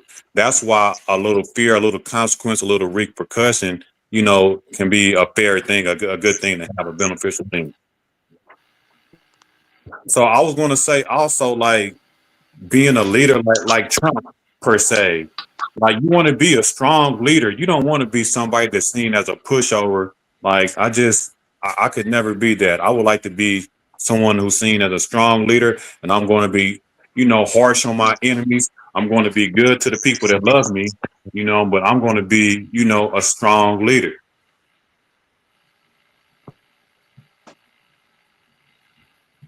Hey, I'm not against Trump. I'm not for Trump, but I'm an American, and I'm gonna handle my business regardless. Yeah, I'm not for him or against him either, but I was just saying he gets a lot of slack for being a strong leader. Saying what's on his mind, like being harsh on the things that he don't like.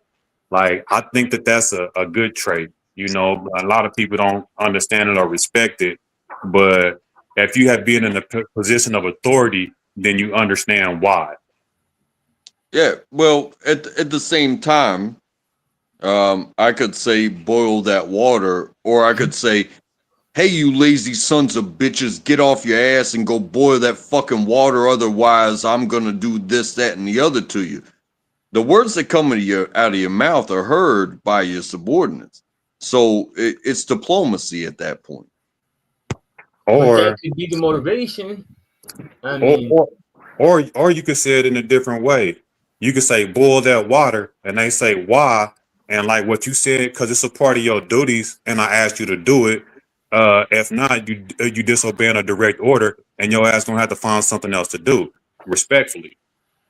I even take it to a more extreme, or you could say, hey, boil that water, or I'm going to smack your bitch ass up. They don't boil the water, you smack their bitch ass up.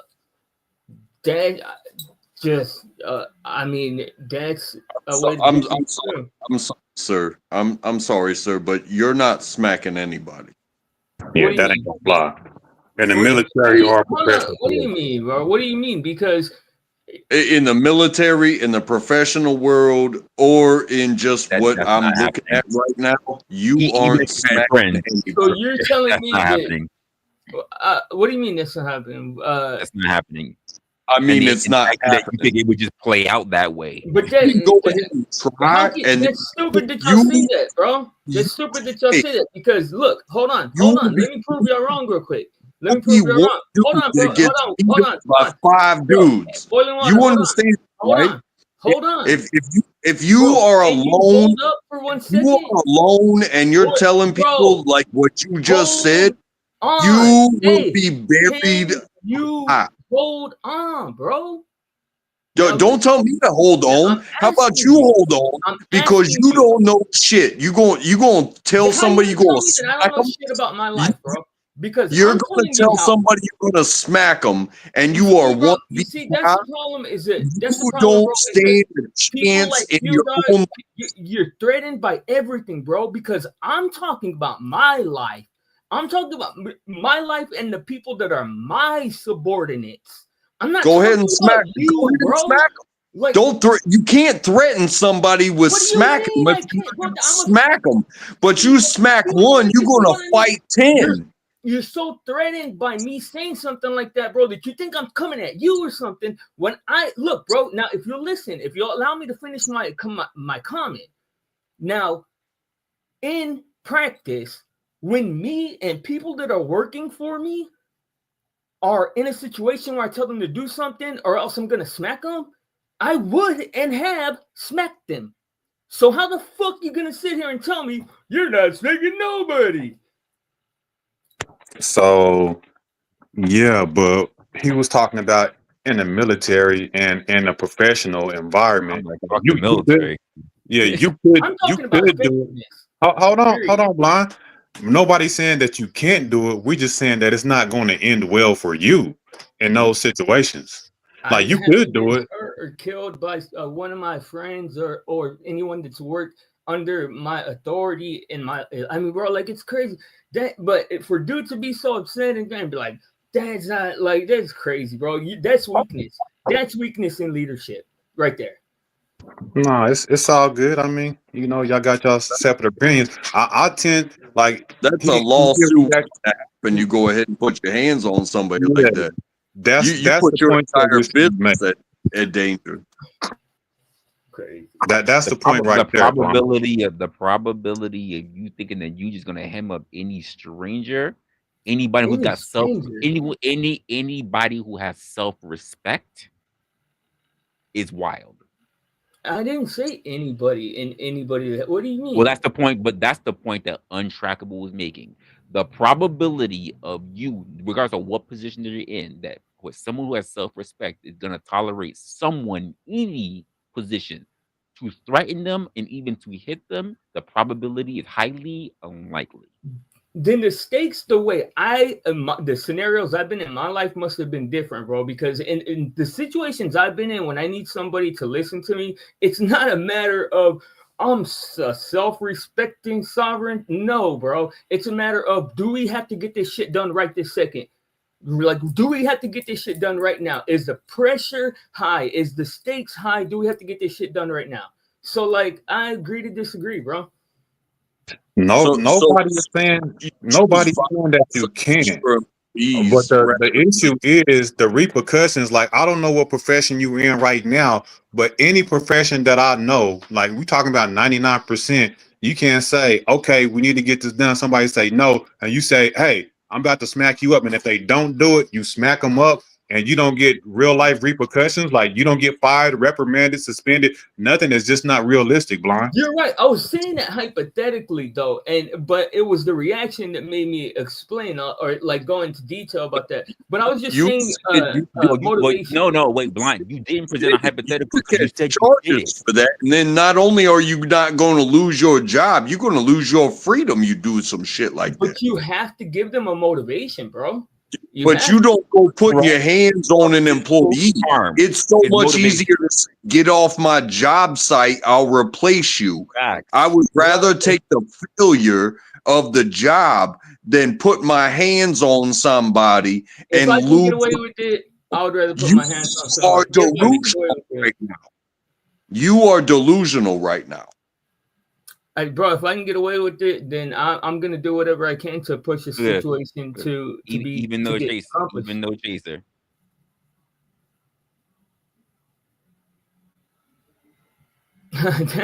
You're crazy, bro. I mean, I respect. I mean, okay, like that's okay. That's y'all's point of view, and hopefully, we're never in a situation to where y'all have to listen to me or I have to listen to y'all because we operate a different way. Go ahead and be violent and see how far that gets you. You can be tough. I'm not and violent. You can threaten policy, but if you threaten violence, you're gonna wind up in a whole nother world, and that's probably where you are right now. No, it just looks like I'm in the darkness. It's just my camera. I'm so surprised at you right now, Blind, because any other time you're so reasonable, you know, and I hear what you're saying, but just in reality, like you can say that it works like that in whatever profession that you've been in, but I ain't been in one to where it worked like that. Bro, only no. Am I allowed to speak? Am I allowed to speak? Hold on. I'm only saying, look, I'm talking about leadership, bro, and I'm talking about my life. Go ahead, yo. Right. I'm a Resla, my friend. Because as the host, respectful to the host as always, bud. Am I allowed to speak? Right. So, Blind, I kind of get where these people are coming from. These gentlemen are coming from.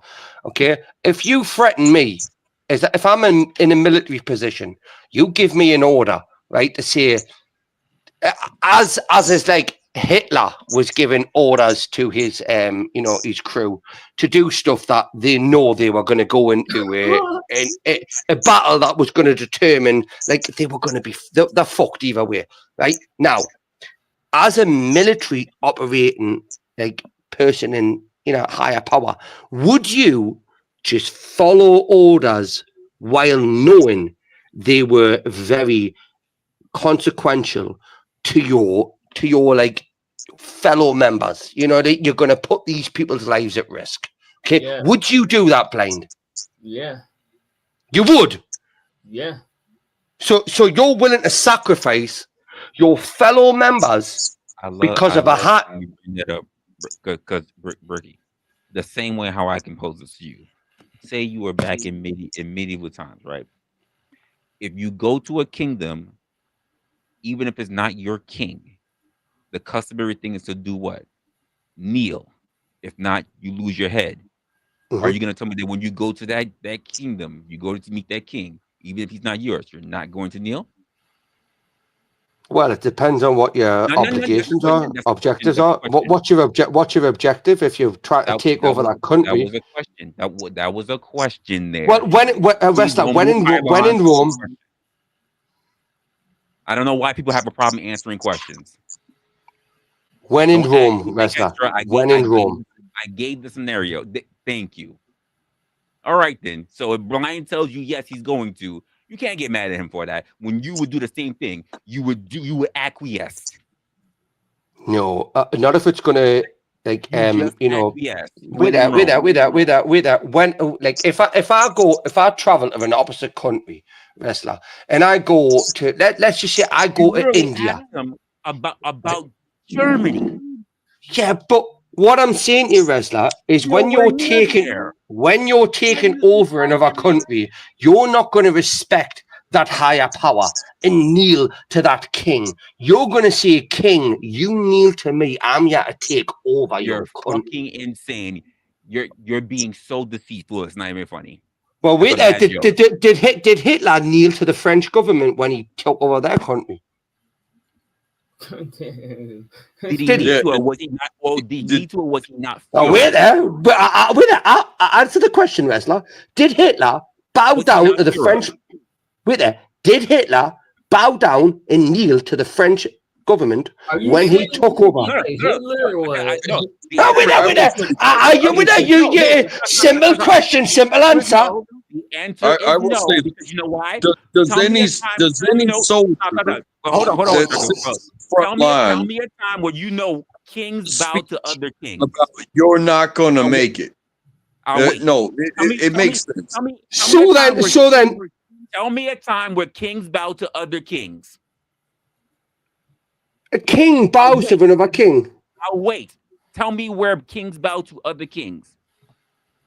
A monarchy never bows to another monarchy. Where? I love how you just move. A king. If a king of Resla, I'm trying to answer your question. I am attempting to answer your question. I'm attempting to do it. Right? I'm attempting to do it. So, if the King of England was to go to the King of South Africa, right, and he was to go to South Africa, right, yes, no, it's a sign of respect. Hold on, Bricky, hold on. Look, because this shit don't even matter. The bottom line is a part of being a good leader. Hang on, blame me. I'd like to pick this back up at one point. A part of being a good leader is knowing when to follow a directive, bro. And if I am under a leader doesn't follow nobody. Blind, a leader doesn't follow nobody, son. A leader leads. What do you mean, bro? A leader don't only lead. Are you stupid? But they show respect. From a leader, bro. Respect. That's called respect.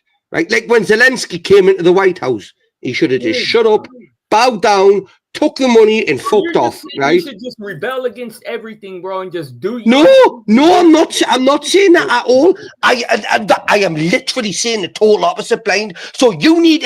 Are you actually blind? Are you actually blind? Ricky, can you not see what's happening? Even if you don't like it, even if you don't like Zelensky and whatever the fuck he does, whatever. The fact that he went over as a leader of his country to go over to another country, you're saying he should have just acquiesced. Would that have been the sign of a leader? Well, a sign of a lead. No. Right. Resla. I'll give you that. But when you're going to another country and asking for their financial gain, right, and support, then what do you want to do? Like, Resla, the Cribs and the Bloods, let's just use it as the Cribs and the Bloods. Do you think you're going to get a Crib member going over the Blood side, right, and saying, look, mate, we've got the fucking Houthis coming at, right, okay? Can you give us support, right? And going, give us support right now. You better do what I fucking say. He's going to get whacked up.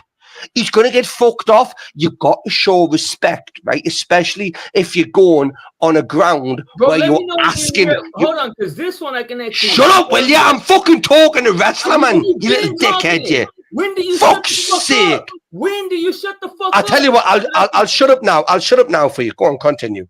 Okay, now I'm glad that you specifically brought up the Bloods and the Crips, bro. I'm glad because I can actually fucking correct you and teach your dumb ass something. No, you absolutely don't need to fucking have respect. You can tell somebody, hey, bro, I need you to do this, and you do not have a choice. Period. What? So a blood can ask a Crip to do something? No. So there you go. That's what I said to you. I said if a blood. Hey. Stop with the fucking yelling. Both of y'all. We can do this without having to go all the way to start blaring out mics. Sorry, Resla. My bad. Y'all want to do it, y'all could do that, but I don't need to tolerate that shit. I think you misheard us, Resla. What points were you guys making? Well, I was saying if a blood went into the crypt area and said to a crypt, a blood said to a crypt, you need to do this for me because a third party is threatening me, right? Now, would that blood that went into the crypt zone, right, be able to go in there and demand from them people without showing a sign of respect? Would that be classed as disrespectful and then have added consequences? I'm just wondering, because you said you're going to educate me on gang. You do realize I'm from Britain. Gang mentality, right? I'll be honest with you, Blaine. US, right? I deal with Crips and Bloods. Yeah, and we deal with gangs in the UK all the time. Right? Maybe it's not on the same level as the Crips and the Bloods. What makes you think that your predicament is any more special then? What makes you think it's a hypothetical. It's a hypothetical. It's a scenario. What I'm saying to you is, here's my thing though, Bricky. So if we tell you based on our opinion, that's it. So Resla, let me ask you a question. Let me ask you a question, right? Okay. Let me ask you a question, right? Can you shut this fucking blind fucker up and kick him off the panel while I speak to you, right, one-on-one? What are you going to say? No, I don't need to. Exactly! Because the way I'm coming across is disrespectful. But if I said to you this, Resla, can me and you speak, right, while blind's there, right, okay, and let's have a civilized conversation. And let's hash this out. I'm being a bit more reasonable then. I'm not demanding anything from you. I'm asking you of something. I'm being respectful, okay? Because me doing said thing in the first place, asking and demanding you to kick him from the panel while I speak to you is disrespectful to you, and also me making demands, right? Which... Blind, shut the fuck up. I'm talking to Resla. Blind, I'll talk to you. I just got so derailed. Yeah. We're talking about from a superior to a subordinate. That's the dynamic. From a superior. So what's a superior? A superior is what? Your boss, the higher power. So do you listen to your boss? Bro, you don't even know how to talk. With that, Blind, do you listen? Should you listen to your boss and your superior? Yes. Yes, you should. So then what's your argument? Follow orders. Do what you're told. If not, get out the circle. Follow orders when it's necessary, bro. Oh, so when it's like, you know, like okay for you to do. So what are you, a libertarian? Like if it doesn't suit your narrative, right? Okay, you're not going to listen to your superior. So you're not a good asset to that commodity, that environment that you're in, right? If your superior is telling you to do something and you don't listen to him, that you've got two options: you follow the order or you get out of the fucking organization. They're the two options, and I would advise you to pick one of them. But either one of them's going to bring you I'm so dumb. Yeah. Okay. What do you do for a living? Son? I'm not a fucking brain surgeon. I know that, but I'm not a brain surgeon either. I'm asking you, what do you do for a living? If you're saying I'm so dumb, why do you assume I'm so dumb? Because you're saying dumb shit. So that's an assumption. No, that's a matter of objective fact. You're saying we're dumb. Well, whose objective fact is it? It's your objective fact. You don't know fuck all about me, Blind. You're assuming I'm dumb, right? Okay, I'm asking you now, right? Okay, what do you do for a living? Hold on, like just calm, like, cause you get my blood pressure pumping and then I get animated and stuff, bro. Like, relax, dude. Not my fault. You've got anxiety. Yeah, you're right about that. But then you get that. Then I don't want. Like, I'm asking you to like calm down. But we were having. I'm used to hostile positions and situations. Well, I can meet you on that level, bro. But then Wrestler's not gonna like. Wrestler gets irritated, and the audience don't like it and stuff like that, bro. All I'm saying is, listen. If you listen, I'm trying to say we're having a coherent conversation, bro, about how leaders respond to being, or how people respond to being told things by their leaders, and how, like, things like that. So that's what my comment was on. Yes, if I have a mission to accomplish or a job to get done, I'm going to follow what my superior says till the very moment that it becomes an issue, and then we're going to address it and reevaluate. Now, whatever you're talking about, bringing Hitler up, all these libertarians, I don't know, bro. Like that, I don't even like that's so far off course. Blaine, I'll apologize. I'll apologize right now, Blaine. Okay, we may have gotten off on the wrong foot, right, brother? I will apologize right now. But Resla's chats, they're not debates. What they are is conversations. And I love Resla's chats for this reason. Yeah. Because, you know, we jump in here and we may have different opinions and stuff like that, okay? And I'm open for interpretation, Blind. I am very open for it. Bro, I don't mind it. Like, I'm a high energy, like, I'm used to, like, the loud, abrasive conversations, too, so I don't mind it, bro. You're good. I apologize, too, if I came off wrong. Yeah, and Resla, and due diligence and chat, I apologize for my, you know, I do have a bit of a, Resla, I'll tell you, I'm used to arguing with people that aren't willing to debate or have a conversation.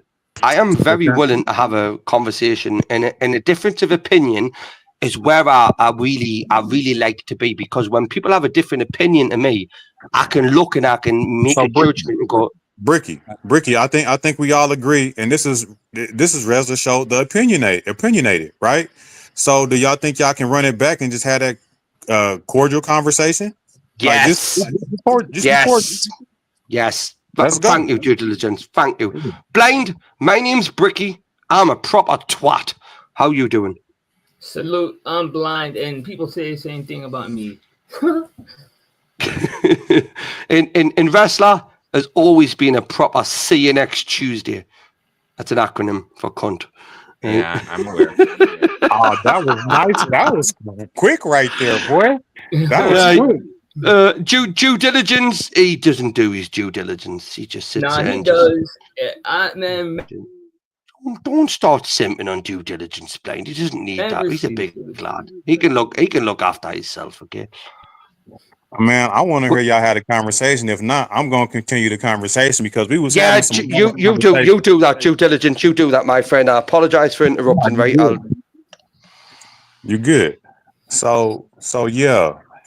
Essentially, you know, I think it's kind of what can I say? Like, it's not a popular thing to say, to be the person that's feared. You know what I'm saying? Like, who wants that? Like, it's really like, who says that in real life? You know what I'm saying? Nobody says that out loud, but I think in reality, it can be necessary in a lot of situations. I think we touched on a few of them, as far as in a professional world, like in a personal level too. Also, like, if you're the leader of a nation, we all can agree to that. You know what I'm saying? At least I think we can. But I just think, you know, there's a such thing called a healthy amount of fear. What do you guys think? Yeah, I agree. I think, yeah, I agree. Go ahead, Resla. I think fear is an unhealthy reaction to things. I think that fear is something that happens to everybody, and if you fear, then you're only going to be you never. Well, let's face it, Resla. If you confront me, Resla, okay, and I'm feared of you, I'm never going to overcome that fear unless I, you know, meet you head on, okay? Because I'm fearful of what will happen. But so fear, it's a negative. It's a negative. It's like love. I actually look at love as a negative feeling. It's negative for you. It's something that I would be able to leverage. Exactly. Yes, Resla. What are you trying to do? If you're leader of a nation, if you're a military leader, you have something that you have to get done.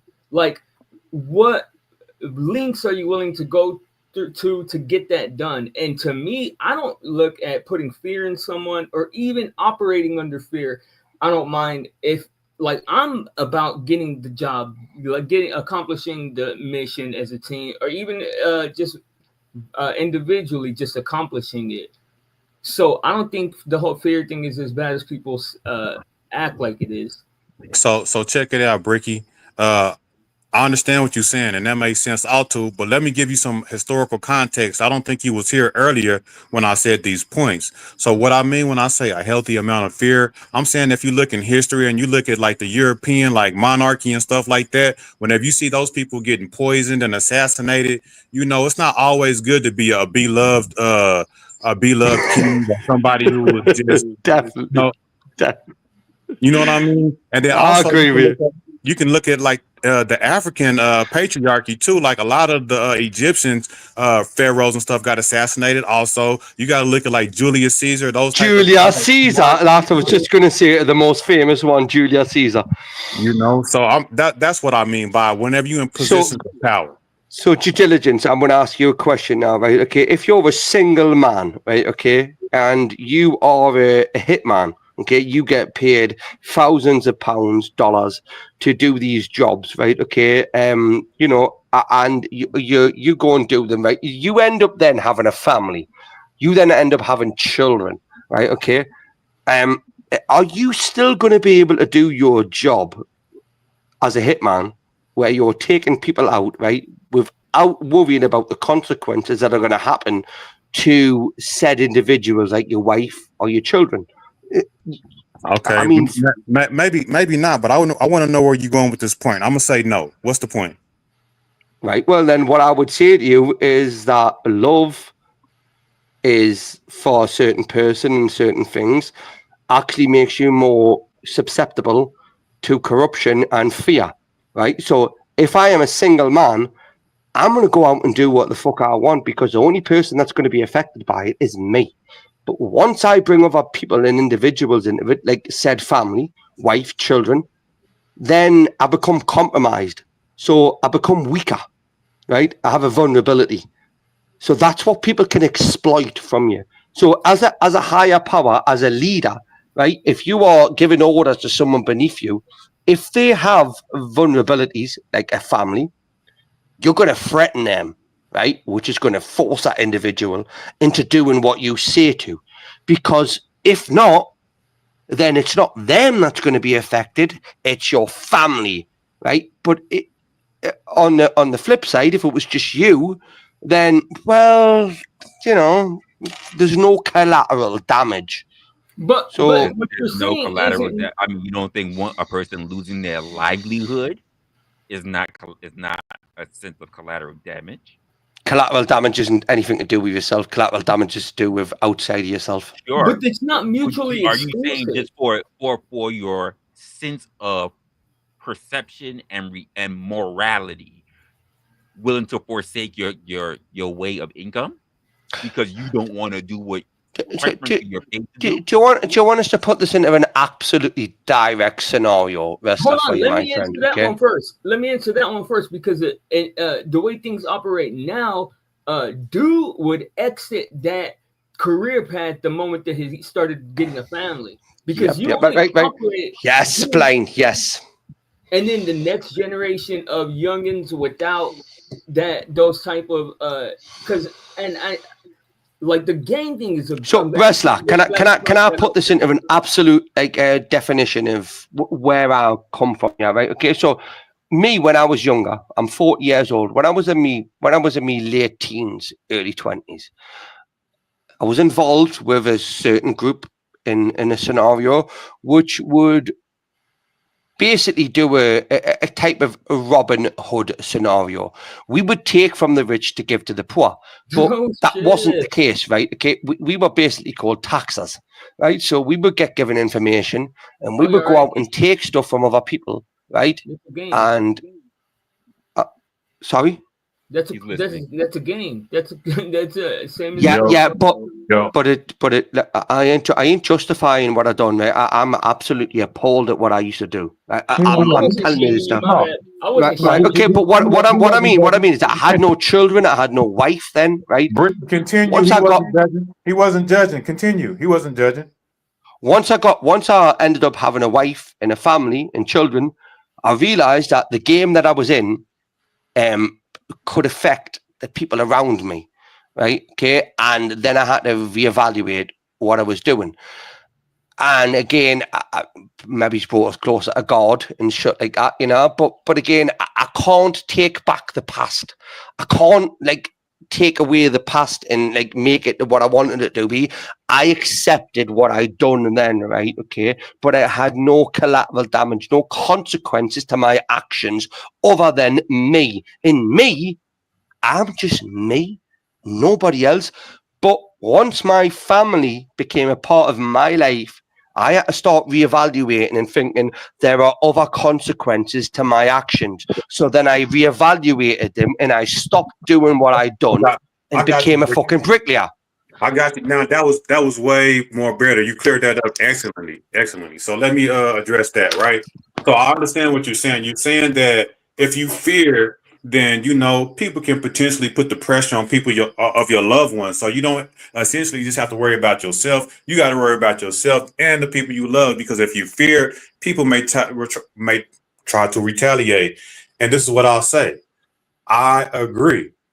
And I think people in power assume that responsibility too, because think of like people in the cartel, like what Blind was saying, people that are in gangs.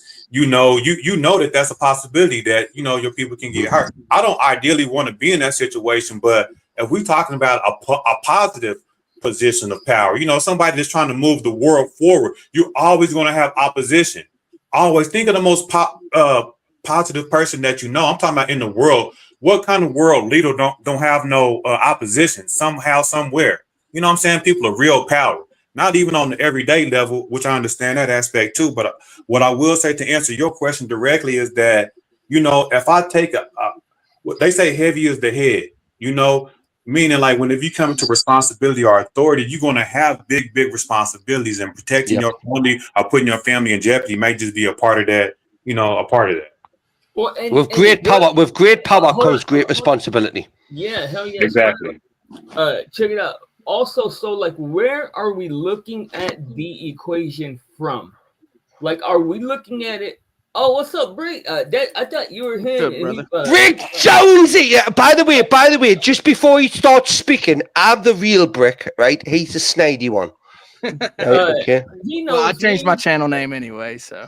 There's that. Oh, okay. What's up, Resla? Hello, Brick Jones. How we doing, brother? But check it out. Are we looking at it from the person that's trying to accomplish something? Or are we looking at it from because, using the scenario you said, Bricky, I could figure out a lot of ways that could be a positive scenario, bro. To use the fact that somebody's afraid that their family is going to get hurt by the organization, you can leverage that to get them to do what you want them to do.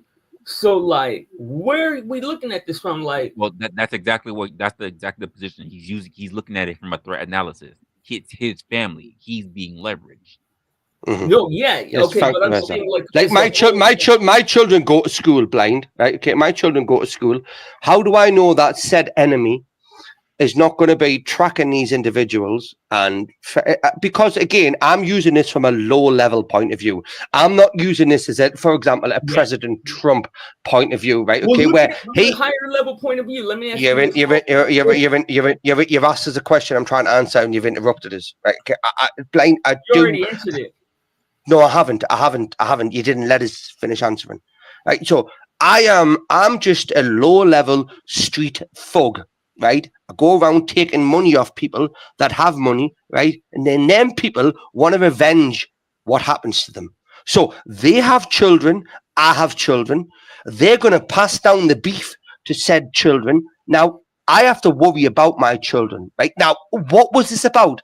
It was about a few kilos of fucking COK or like whatever DU or G was, I mean, that's not really a position I want to stake my kids and family's life on. But with the example of Trump in power and having an influence on the world, right, then he puts into perspective that, yes, my family may be at risk, but there is a higher power and a higher fucking figure that I'm going for, a bigger motor operandi. You got around to the actual answer because that's what I was asking. That's what I was actually asking. Is not for nothing. We need to talk. We need to address something, and it's called accountability. Trump is not Trump or whatever person holding leverage on you is not responsible. Is not responsible for the fact that you decided to nut and have offspring. When you did the low level shit that you did in the position that you were in with the person who's holding leverage over you, when they had power over you, when it was just you, when you decided to have children and a missus, you knew that was a possibility from the start. So it all begins with you. It's not Trump. It wouldn't be whoever the gang person over you or whatever he the hell. still has the power, though. Whether you're accountable, whether you're accountable for your part or not, you can okay. Let's use it. Yeah, but then my actions have consequences, right? Which are beyond me. Your actions had consequences when you decide to roll up in your chick. Yeah. So what I was, because Bricky, you answered a whole different question. I was asking, like, are we able to discuss this with the idea of the greater good of society, or are we talking about personal private leadership roles, or are we talking about the advancement of the human race? Like, what is the context of the conversation? All of those points. I was just going to say, I'm not sure which one it was, but due diligence just said it could be all of those points. I was giving you a life scenario I actually lived through, okay, which may not be on the same level as what you're dictating to, but what I had to do is I had to then reevaluate what I was doing because it would impact people around me, which I felt more responsibility for, and than myself. Like, yeah, I can do something and get taken out right while I'm doing it. That's going to happen to me. Let me give it a shot, Bricky. We hear you. You reiterated. So let me say this. I think Blind brought up a good point about the greater good, and that's kind of an aspect, and that's subjective, right? But I feel like the greatest men of the world were feared. Like some of them, I'm not going to say all of them, but who wouldn't want to be Alexander the Great? Who wouldn't want to experience to be Genghis Khan? Who would want to be any great general? And I teach my son to do what the hell he want to do in order to direct the world in the way that he wants to. And I feel like great men do that, and we shouldn't be scared of stepping on people in order to accomplish whatever your greater good is. I feel like every great man in history has done that. Not every, but I'm talking about people that direct the world in the way they want to be, the way they want it to be directed. I don't necessarily see that as a bad thing, even though it may have bad consequences to me. But I realize that's what a man is supposed to do. And real men assume those responsibilities. They do. Yep. And it may be selfish. It may be whatever you want to call it. But I agree. But you are making a noble case. I'm not going to say you don't have a valid position, but I'm saying progress was made by, I agree, due diligence, right? So what I'm going to ask you, some of them had to know, like Malcolm X had to know he was putting all these hundreds of guys in danger and stuff. Like, that's just a part of the job, man. So due diligence, I'm going to ask you a direct question, my friend, right? I'm going to ask you, should I have continued on the path I was on, right? Knowing I was risking. Let me answer, Blind. So due diligence, should I have based on the scenario I gave you, right? Okay, I'm not President Trump. I gave you the scenario I was in. Should I have just continued on with that and totally disregarded the newfound life and like people I have brought into my world, right? And just like totally discounted them? Or should I have then reevaluated what I'd done because I was not going for a world higher power like order or whatever? You get what I mean? Like there's different levels to where we're going for, right? Okay, so certain leaders have certain goals. My goal was not to direct the world, right? Okay, and for a greater power. It was just to benefit me and a few other people in my group that were financially better off with what we were doing. But my family were just collateral damage to these fuckers. They never cared about them. I cared about them. So I got out of that circle to get into this one. So Bricky, what I would say is, like you, I have done some things in my life that I'm not necessarily proud of, also, right? But I'm not going to sit up here and judge you. If you feel like you made the better decision to not put your family in jeopardy and to put yourself into jeopardy, who am I to criticize? But also, I look at other situations like mob and people like in government, people that do, contrary situation on seemingly negative stuff in order to get ahead. I'm just not saying I'm not above that. Also, you feel me? Like I've done dirt. I'm not above it. Like you made a decision to do better for you and your family. That's good. But if we look into reality, we know people have done the opposite and became successful afterwards. And we got to be realist about that. You made that decision in your life. I made the same decision as you. But if I was Totally agree with. yeah, if I was a different type of person, I would want to go out there. Like my real name is David. You feel me? I empathize with David's story in the Bible, and he committed atrocities, and he was trying to be next to Jesus. He was trying to be next to God. He thought his mission was noble. I think every man should feel like their mission is noble and to want to change the world in a big way. I didn't think my mission was noble. Again, due diligence with the mission I'm on right now. Hold on, Bricky, hold on. Look, can I just draw a parallel, bro? Because you respond to we haven't even let Brick get an answer, bro. But I just want to draw the parallel to the David story, bro. David was like the most powerful dude ever and didn't chill until it came to his own son's safety, bro, or his own son. Just a parallel to what you're saying, Bricky. But can we please get Brick's opinion, yo? Jonesy. Yeah, sure. Yeah, man. Very valuable topic. What up, Brick? What's up, Brody? So I would say that it depends on what type of person you're talking about as far as the topic goes. I'm assuming that we're kind of down the rabbit hole of the topic. Absolutely. We're so far down the rabbit hole, the ferret can't get that far down. Yeah. I mean, I can maybe try to pull us back out with my opinion of it. I would say not everybody respects mean people. So there are mean people that do get respect from certain people.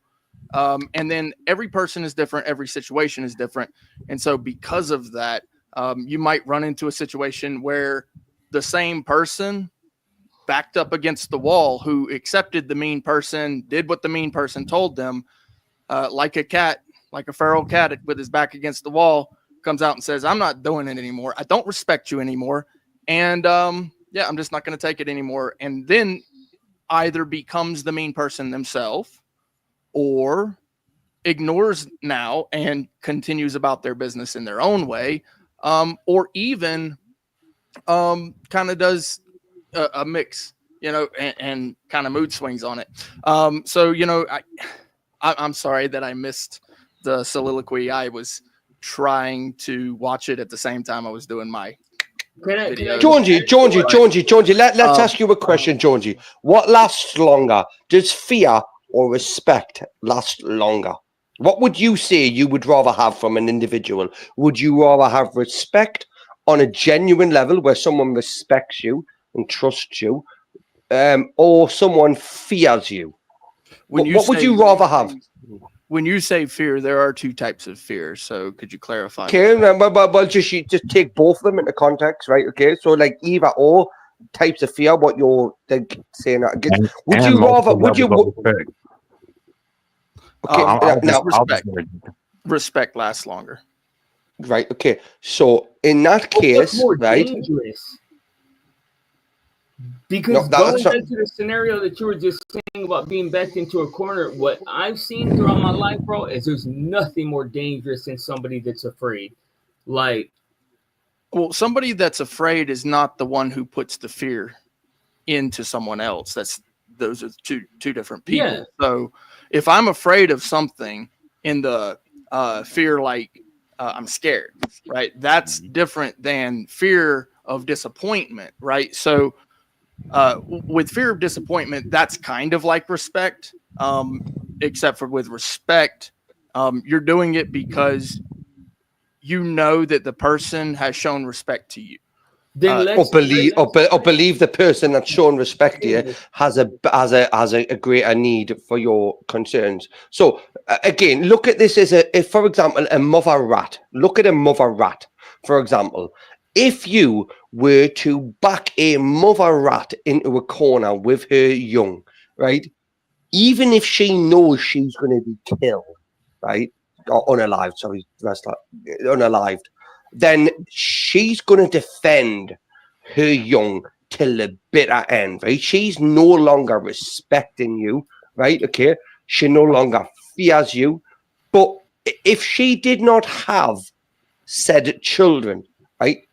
She's going to just do a lot less than she would because she has nothing to defend.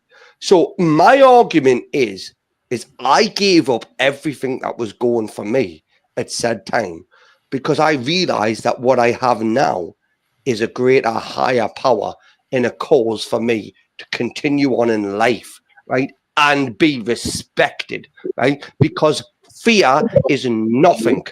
Respect is everything. Check it out, Ricky. Can I interject right quick? Because I don't think nobody would disagree with that. Even I said in the beginning of the answer that I gave, I said ideally respect. But then I gave scenarios to where, fear may be appropriate, and that's in like ambitious positions of power. But on an everyday level, I think we would all agree that, you would rather be respected than feared. But is fear necessary sometimes? And I think we was kind of just going down that road. Well, intimidation is different to fear. Because if you're going to intimidate someone and give them threats, like, for example, we'll use Donald Trump as an example, okay? With the way he is projected across to people across the rest of the world, if you don't bow down and conform to what I'm saying, then we're not going to continue on with the way we're going on, right? That to me, it's like, here's an ultimatum, right? Okay, here is the ultimatum. Now, I don't think anything. I actually and this is just my stance, right? I would not have a problem with Donald Trump, JD Vance, and the whole fucking party, right, taking over the world and making it a dictatorship. Because let's face it, hold on, right? Before you all go, I believe that a dictatorship is dictated by their leader, right, in their beliefs. So if their beliefs align with mine, okay, and it is for the greater good in my circumstances, then I'm okay with that. I am, because nothing they would do would go against what I want to happen, okay? But if I'm getting forced to do something, physically threatened and forced to do something, then the first chance or opportunity I get to rebel against that person, like Julius Caesar was feared and respected, but once he got a bit out of line, what happened to Julius Caesar? Please, can you tell me what happened to him? What, me? Anyone? What happened to Julius Caesar? I don't know. He got knocked off. He got whacked. He got knocked the fuck out, bitch. Right? Now, people respected him up until the point where they started to fear him. Then fear no longer became an issue because they no longer respected him. And what they done is they just took him out. He was then no longer a problem.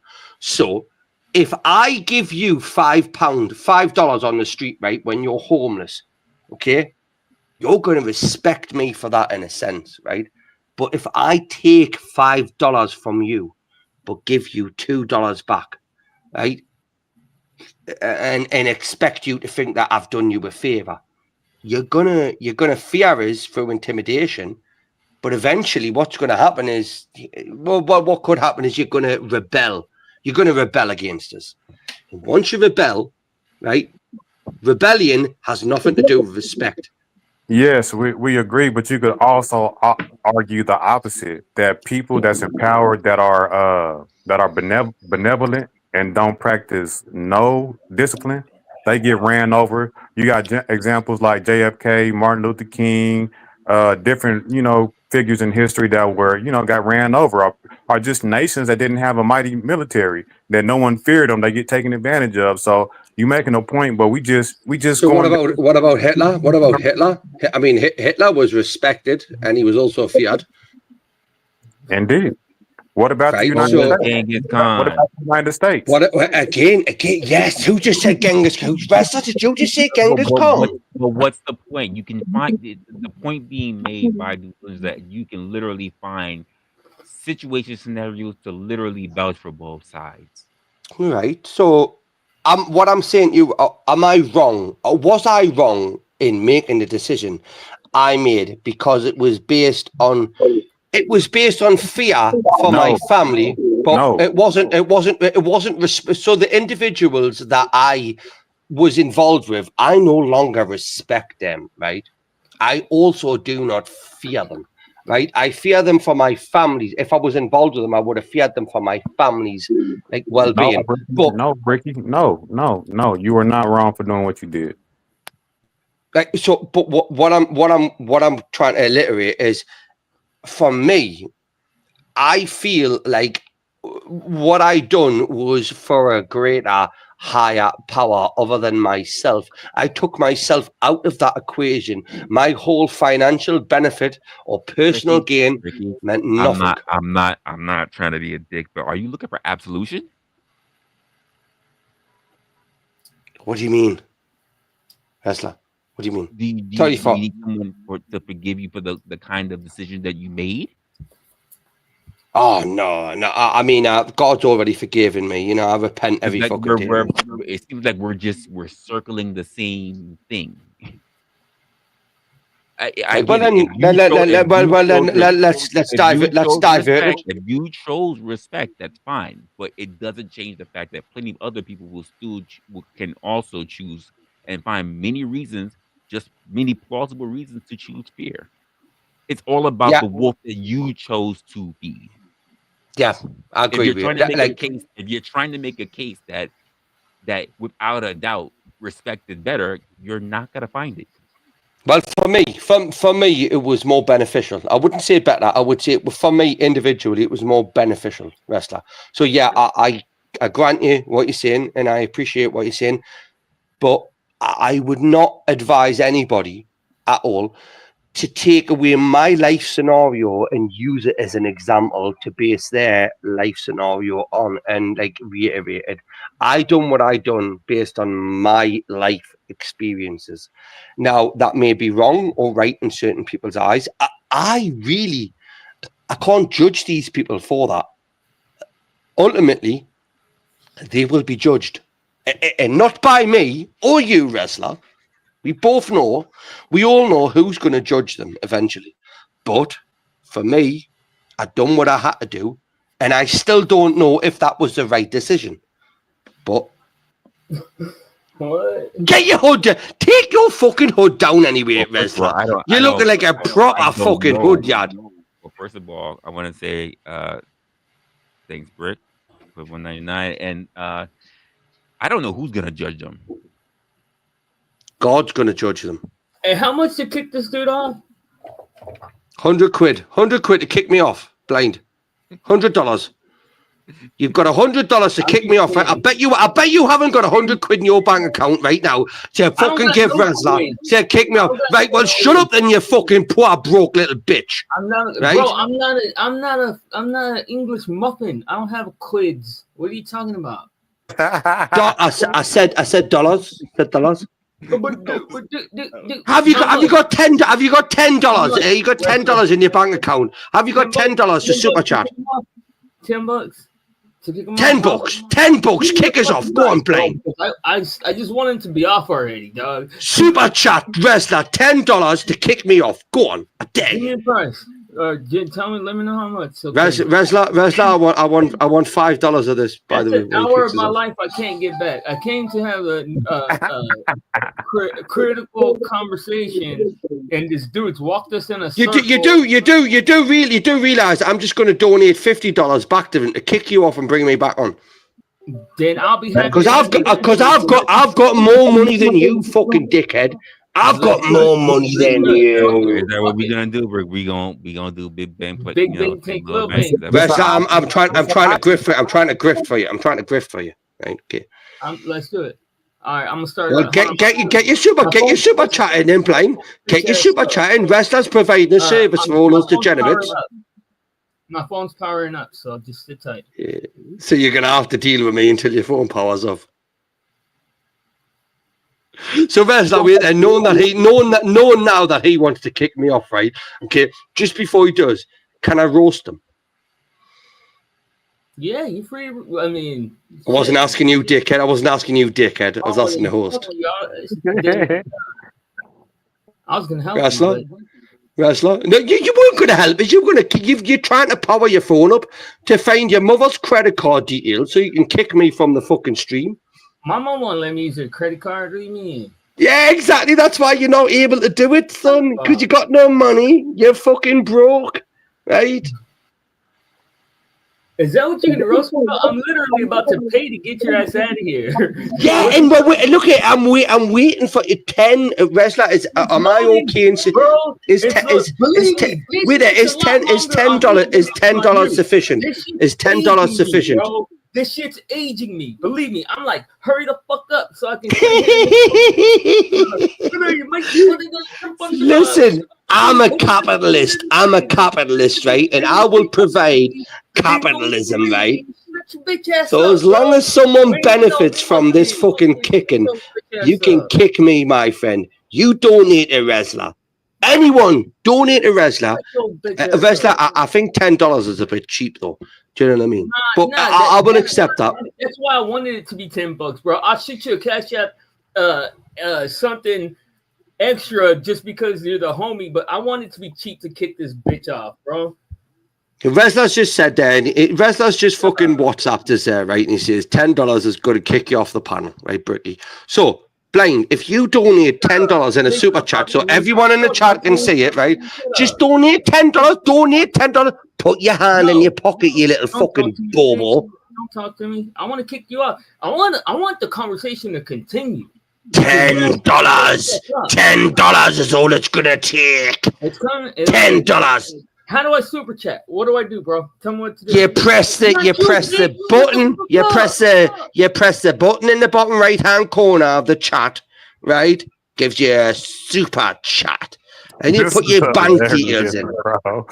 He literally coaching you how to get himself kicked out. This is hilarious.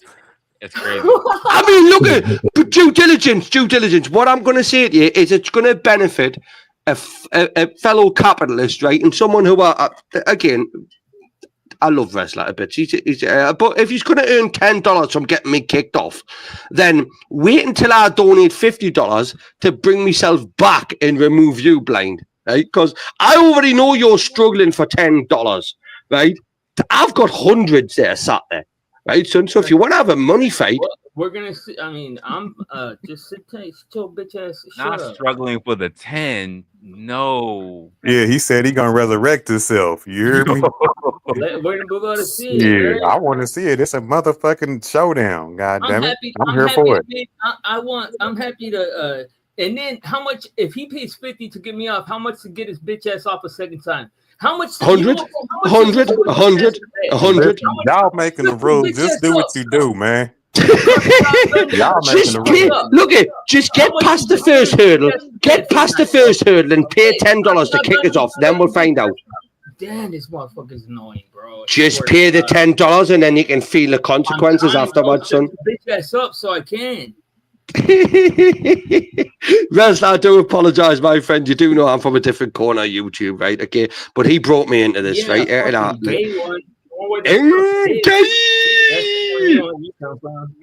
I'm not the one sitting there in black and white scenario, right? Called blind, right? Okay, oblivious to what's going on in front of them. For fuck's sake, son. How is that homoerotic, dumbass? You fucking retarded. I didn't say it. I never said homoerotic at all. I said you were over there sucking dicks in your corner of YouTube. So, what are you talking about? Who sucks? Do you suck dick in the far corners of YouTube? Is that what you just said? No, I said you do. Are you fucking deaf? Whoa, wait there. Have you been watching me sucking dick in the far corners of YouTube? Yeah, you see, you're just Apparently- doing So you have with that. Have you been watching They don't want me? that Super Chat war. They don't want it. How do I do It's a this? blind. Come. I'll tell you what. As a, can you just say sorry to me and I'll say sorry to you, right? And we can get on with this. And I tell you what, Blake. I tell you what, Blake. I'll donate the $10 to Resla. I'll donate the $10 to Resla right now, just to keep it even. No, because I An want hour of y'all's bullshit for y'all to start cutting it out and Reddit, crying now. He basically said you found the 10 luckily in your mattress. He's like, But to Resla, I'll donate. I'll actually donate the $10 to yourself, right? Just to shut him up, right? Okay, not to kick him off. I don't want him kicked off because I'm not that. Please, bro, just look. Okay, answer me the question. How much to put this dude to bed, bro? For the night. Say 50. Say 50. Say 50. Say 50. Don't say 50. Resla, say 50. I'm worth more than $10, Resla. Come on. You're pimping. Resla, you're pimping me out for $10. You're pimping me out for. I got it. It's already done, bro. Can you? Blind gave you an IOU. He's got an IOU for you, Res. Right. I'm a cheap whore. I'm a cheap fucking whore. I'm a cheap whore and fucking Resla's me pimp. Right, okay. No, because I want to answer. This dude has a way of like engaging me, makes me want to fight, bro. That's the reason why I can't stop answering this dumbass, dog. You couldn't fight sleep with a bag of amphetamine, son. I'll kick right? the shit out of your fucking ass, bro. I'll kick the dog shit out of you. Then I make you wash my fucking. I make you fucking shine my shoes, you fucking. Blind, come on, son. I do this shit for a living, man. I do this shit for a living without even making money from it. You, bro. Oh. You're the one sitting strolling from all your old bank cards and your mother's fucking credit card details, trying to find $10. I've already said I'll pay the $10 for you. I got the 10 right now from some Let's. He says, I mean, your pick. Ooh. Hold on, because I'm trying to put the correct number. I love it. That is capitalism. They're going back and forth. I need you to pick, sir. Whose voice would you rather hear? On. I'm putting my credit card number in, bro. Hold on. Yeah, somebody's already donated $10 into it, right? Okay, and they've got the decision. Right? Who would you like? Who would you like? And that's so TiVo. Just please tell me, like, come on. I mean, the anticipation's killing me. Well, I'll tell you when he says what he says, he means it. Just so you know. I'm already aware of that. Right? I already know Let's. Right? I've seen Let's about. Right? He's sat there. He's thought himself, I'm not having this shit no more. Well, that's an answer. All right, get this bitch out of here. So what does that mean? First. I'm guessing it's gonna get added to the pot of that person. First come, first serve. What? Don't you say more? Are you still trying to find? Are you still trying to access your bank account? He came through. He finally found it. Hey, Ricky. Cha-ching. He's out of here. Yeah. Goodness. Is that 20 minutes? 20 minutes or? Pretty much. All right. So down for a good 20. Right. Unless he want to resurrect himself like he said. He can. You can go ask his grandma. Is that me echoing? No, it's no. Fuck, it's always me. I think I'm gonna jump on from my laptop because I don't want to miss a Resla show. I'll be back. Gotta get some of these. Okay. So, Rick, Blind. Yeah, brother, man. What it do? Well, I was gonna say, man, I did unfortunately miss a lot of the monologue. I got some of it, very little. I was doing some editing, but did you see him? Why am I so mean? That's messed up. That's cold blooded. You'll blame me. You know I'm Damn, gonna that was laugh some if he. good. You know I'm That was gonna some laugh if he good come up fucking with the bread, breed. right? Do I? You I know I'm didn't gonna hear laugh if he come up with the bread. He Don't just y'all might look now. at the breed though again, bro? Like, Hey, he just might now. He said he would do it. He probably will. let's see. I mean, I've seen him. He ain't afraid to. I'll tell you that right now. He said he's got all the squids. So where did you want talked the about a lot conversation of to go? Blind, I'm assuming. Yeah, I talked about a lot of stuff. I can't remember what the heck we were talking about last. Especially after we got to the whole life story thing. That just threw me for a loop. So before then, it was Leadership. Hitler and Oh, everything else. violence. The threat of violence, if that's acceptable. or Right. whether- That's how we got started. Right. Okay, yeah, because I do remember because I was watching it in 2.0 to try to catch up and everything too, and I saw Untrackable was up here, and you had mentioned Going back and something forth. about, well, I mean, just threaten to do something to them and then do it, right? And yeah, that does qualify as mean, right? Hurting people does qualify as being mean. That's a thing. Would you gain more respect by being mean? For the right person, sure. But for the wrong person, no. For the wrong person, you might get a little smackdown yourself. Yeah, that's true. But is Right. the goal the respect, or is the goal to be an effective leader and accomplish something? I would say for some people it is the respect, and it is the goal is respect through the means of being mean. Absolutely. I would agree. I would agree with Rick. For the most part, the ideal is for the respect. I don't. It's very rare you get weirdos like me that come in with the ideal of literally wanting to be effective, wanting to make change, wanting to highlight a department. That for to come in and just say, I want to come in and know that when I leave, if this shit fucking falls apart, I want everybody to remember it was only great when I was here. Even if that's a little bit egotistical, that's what I want to do. Indeed. I don't think there's anything wrong with being ambitious in that way. And Blonde said the point is it respect or to accomplish the goal. Well, let me just say this. There was one point in time in my life to where I was a person that demanded respect, and it didn't work out well for me. Like I was always fighting.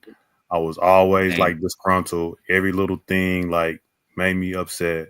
So it took me maturing to realizing that, my manhood wasn't hinged on, respect, people having to respect me. And if anybody disrespected me, it was grounds for me to, put my hands on them, curse them out, whatever it may be. As I got older, I understood that, demanding respect is not necessarily, a part of manhood, because now I have the position that, people don't have to respect me, but long as they don't disrespect me. And also, even if I am disrespected, I just always measure the circumstance. Is it worth me, getting into it with this person? So, some Don't mind cousin Lauren. You good. So anyhow, I was just saying that, So respect. in real life, do you handle disrespect? Like, I'm just curious because I forget like all of us have lives as men outside of here too. Like now, how do you do it? Blonde, I'm a human. You catch me on a bad day and you say the wrong thing, I might put my hands on you. I'm not gonna sit here and lie and say that I won't. Like if I'm disrespected, you catch me on a bad day, we might have to catch the fade. But other times, I may be in my career to where I have to, accept some disrespect in order to retain my position. You know what I mean? And then there's other times in my life, in my personal life, to where people have disrespected me, and I was just like, maybe I knew I could whoop the person, and I blew it off, or maybe I just wasn't in the mood to just be tripping. I'm just older, like whatever, and just brush it off. So generally speaking, I would like to say that I just now in my older age, I blow most things off, but I'm not too proud to say that I will put my hands on somebody too, if you catch me on the right day. Well, that's the reason why I had the reaction I did to being pushed back so hard with that. Is it to me? It's like good and evil. Like they say, evil don't have to be working on you to be at work. Like as a leader, even if you're trying to do good, you got to be at least willing to catch a fade or something, because there's gonna be that somebody that's gonna want to challenge you in that physical way, and they're gonna want to fight. And if they're able to overpower you, then they could possibly take your position, take your girl, take your like I come from gang culture, so that's everything I'm saying is from that lens. And what do you call it? There's Blind, hierarchies. you won't have to worry about that in corporate. I mean, you're the one that said that they're the same. Well, no, I've never said I had to worry about somebody taking my girl or taking whatever else and me losing my position on that I'm corporate. talking about you're taking your power, taking your power. You know? No, well, for one, even if someone tried to do that with me, well, first of all, my first thing is that I don't have to worry about putting my hands on anyone. I just stay quiet and just watch you. Just sit in silence, just watch you. Do you watch somebody beat you up or what? If somebody is trying to fight you? Never happened. Never happened. And I've been in fights. I've had hyperextensions. I've had injuries and everything. But that's what I'm saying. If you're going about your life trying to do things, just living your life, and somebody comes trying to fight you, you have to be prepared to. Sure. And I've never been fired because cameras don't lie. It's always been justified. Doesn't matter who starts it, who ends it. Yeah, so this is kind of my view on kind of what you guys are talking about, right? So if I'm approached by some wild, crazy man, or if it's just kind of a situation where could be a friend and things get a little out of hand, right? Or just an acquaintance, and we start, going different directions on an opinion, right? I'm going to sit there and observe first. First, I want to observe. I want to see what their intent is. If it's not in the physical realm, maybe it's over the internet, a little bit of words back and forth, maybe, but then again, maybe not. My ultimate goal on things, like what I would prefer, is peace, right? I believe I heard you mention happiness. If happiness is the goal, then, is that better off than, seeking respect through being a dirty, rotten scoundrel, being mean? And I would say yes, because when you got the spectrums, you got anger, you got sadness, and then you got in between, which is happiness, peace, joy, that sort of thing. And I never end up on the sad side, or at least I try not to. I mean, there are things that upset me like that. Hold on, can I push back on what you just said? Is there? Let me finish the point. And then the other side of the spectrum, which is anger, and anger is what leads people to being mean, in my opinion, right? So to be mean means that you have reached a point where you don't care what people, how people see you, regardless of whether it's feelings or like a physical thing, like it's, you're strong, so you come out very mean. And it could because that you have this physical strength over them. However, if you seek peace as the goal, that is going to gain you more respect than either side being sad or mean. Let me go after you, Brick. Don't seek peace. After you, Brian. Pettiness. Yep. What did you say, Resla? Because I feel like there's a conflation between what I'm saying and what Brick don't mean. There was a time, just like how dude said it. There was definitely a time like myself. I used to be and all that. Now I don't get mean. I get petty though, and when I'm petty, I'm ultra detailed. So let me ask you guys this though. Like usually, whenever we think about people fearing us, a lot of times it has a negative connotation with it. But what about whenever people feel you is justified? Like sometimes we have to draw like lines, and it ain't about you instilling fear in people. It's about drawing a line and let people know, hey, if you cross this line, you may get busted up.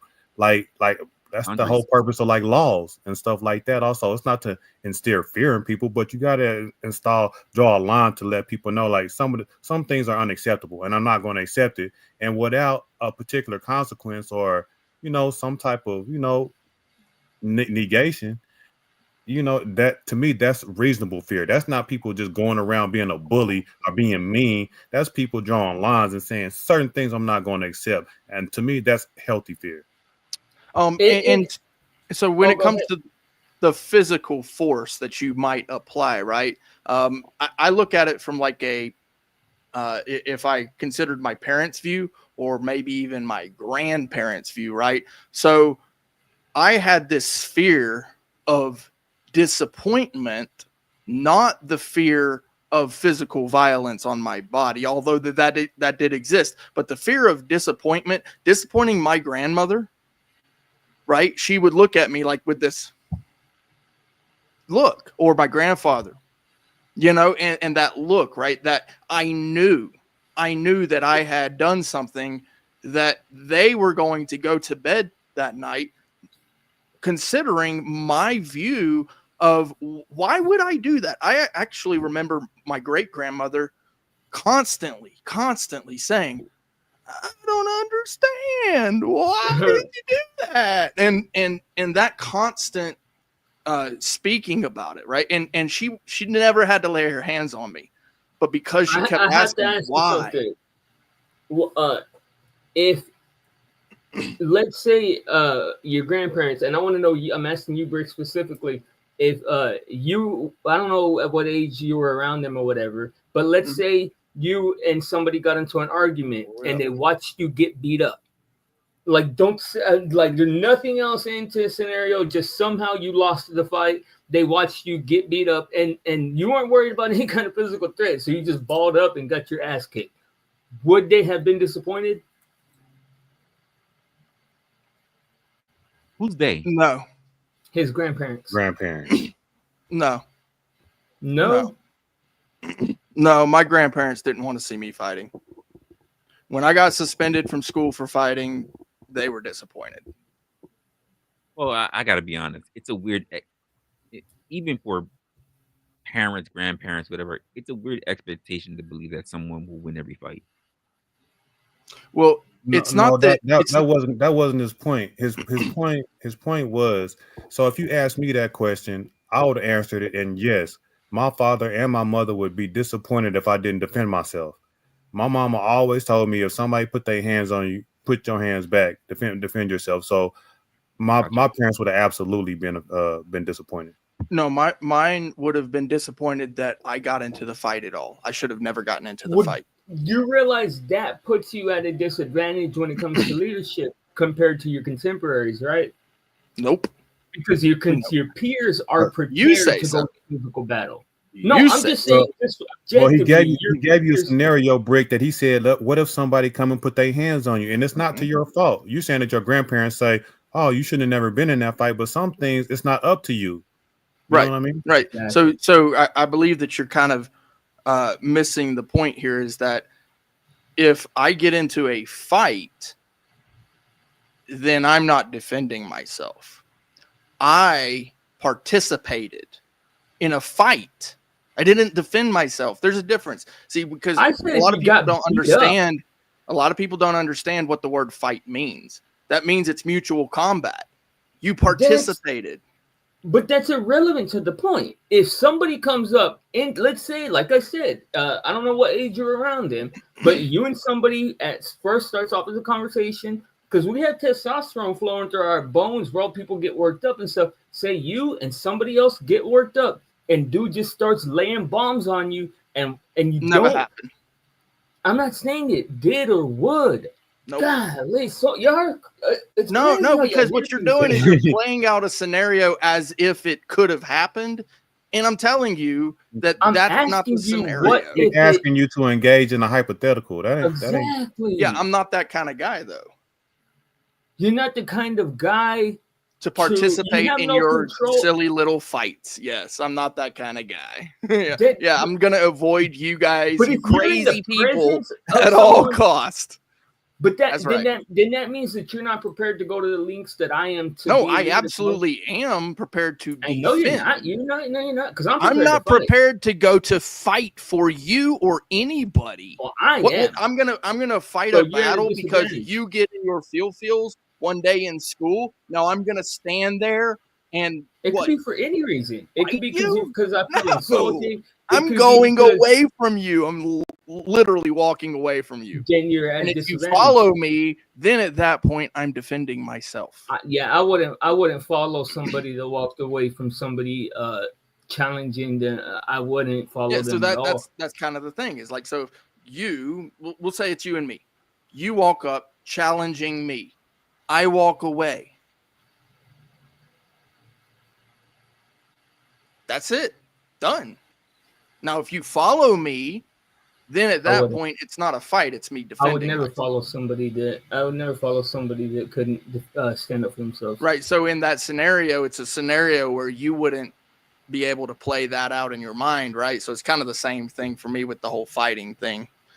And so in the scenario of would it be a disappointment because I didn't defend myself? Yes. Now that's a different scenario than fighting. Yes, I would. Yeah, You would have absolutely. to fight to defend yourself, would you not? No. How would you No. defend yourself without Absolutely. fighting? Shooting them? Stabbing them? Fighting is mutual combat. But how would you defend yourself without fighting? You defend yourself. Hurling Answer the insults? question, Brick. You Answer the defend question, yourself. Brick. You don't fight when you defend yourself. That's Answer the totally- What question, do you Brick. do? What do you do then to defend yourself? Well, it would require maybe some training. I don't know. Stop tap you don't know how to dancing, defend yourself? Brick, Not be tap honest. dancing. Do you not know how to defend yourself? He asked you that. He asked you to defend yourself, and you won't. Do I need to provide a defense? Okay, I Brick. would have hoped so. You're the one. Oh, I do. Well, There I you go. need to. No, actually, I don't. You're the one that's giving this saying that you are. You're saying you can defend yourself. Well, how? Without fighting. So I want to know how you're going to defend yourself without fighting back. Well, He's not I'm gonna answer like I'm because telling it's you, gonna it make does the take point moot. discipline. Without fighting Yeah, back? like I'm telling you, it how does you take. defend yourself without fighting back? I've done it. It's called the armbar.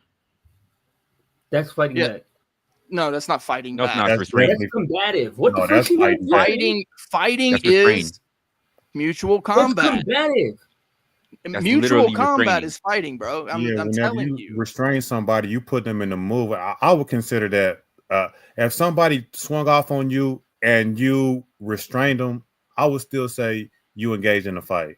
You know what I'm saying? well, Like you'll say I this- defended myself, but it's let's funny. not split hairs. Let's not be No, semantic. we're not splitting hairs. We're defining words at this point because we're walking by a Rick, but you alleyway. have not defined I no look down words, the though. You alleyway. didn't I define see it. Rick, one thing. I Resla see one defined it. thing happening, right? You look down the alleyway. You see a different thing happening. You see the girl standing over the guy, right? Holding a firearm, right? You see her mugging this dude, right? But I look down there and I see something totally different. I see that she's defending herself because this dude had his wang out.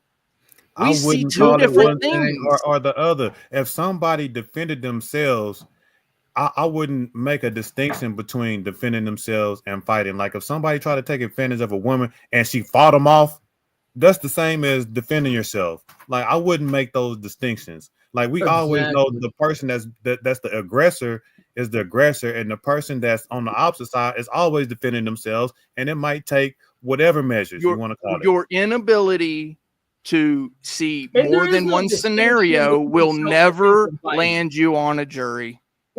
If you fight, okay, let's say that there is a combative situation where somebody defends himself and whatever, that's still a fight. That's Combative? still Combative? You mean like mutual combat?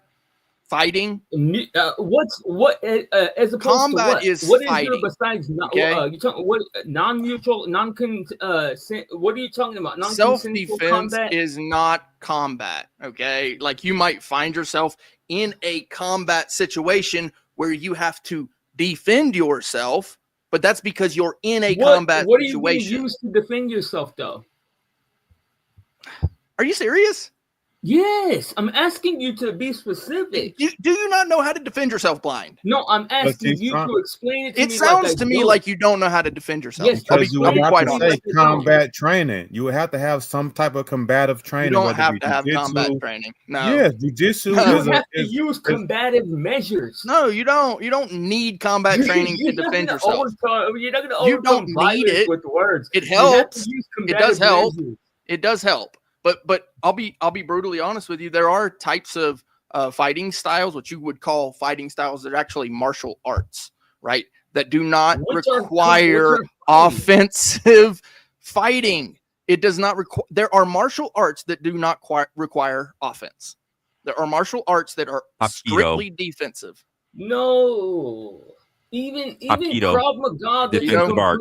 Yep. Krav Maga is completely self-defensive. There are two types of kung fu, right? There are the offensive parts of it, which they try to tell you not to use all the time, and then there's the defensive parts, which are the head, that's the way. The defensive parts of kung fu are the same way how karate also teaches you to use a person's body against them in a defensive part. Yeah. Yes. No, it's not all about knocking a person out. You're lady. Okay, yes, you might be able to keep yourself from getting killed or from getting the beating of a life, but you're not going to overcome. Isn't that the goal if somebody's attacking you? If somebody's attacking me, my goal is to put them into a submissive state. So you want to fight them? To me, I'll beat them. To me, yeah, yes, you want to fight them, right? My goal is I want to fight. Yeah, so hell yeah. When you're putting them in a submissive state, why not just go for something more critical? Why a submissive state if not to restrain? Oh, I'll smoke them too. Shit, I'll smoke them too. But I would rather actually fight. That's a good point, Blind. Why not just carry a firearm and then take them out if they attack you? Then your grandparents would be more proud if you pull up. If a dude goes to fist my fight, grandparents would not be proud of me red rumming somebody because he punched me in the face. No. Then what are you talking about? Because you're talking about an offensive measure. I'm talking about a defensive measure. No, you're not. You're talking about fighting. You said specifically fighting. Yes, that's mutual combat. Defensive fighting. Fighting is not right. And the problem with fighting. Hold on, Brick. Let me say this. Me, I will accept that position. I'll say, yeah. Like if somebody is the aggressor, I might be more aggressive and beat their ass. I don't have an issue with that, and that don't make me feel no type of way. Like that if will somebody put is you in aggressive, jail. Though, I'll make it. The law does not agree with you. The law will actually find you at fault if you do that. That's fine, but I'm saying people like you know, defense is an equal measure let me against. Respond to you, Brick. I didn't talk over you, so I'll say people like you.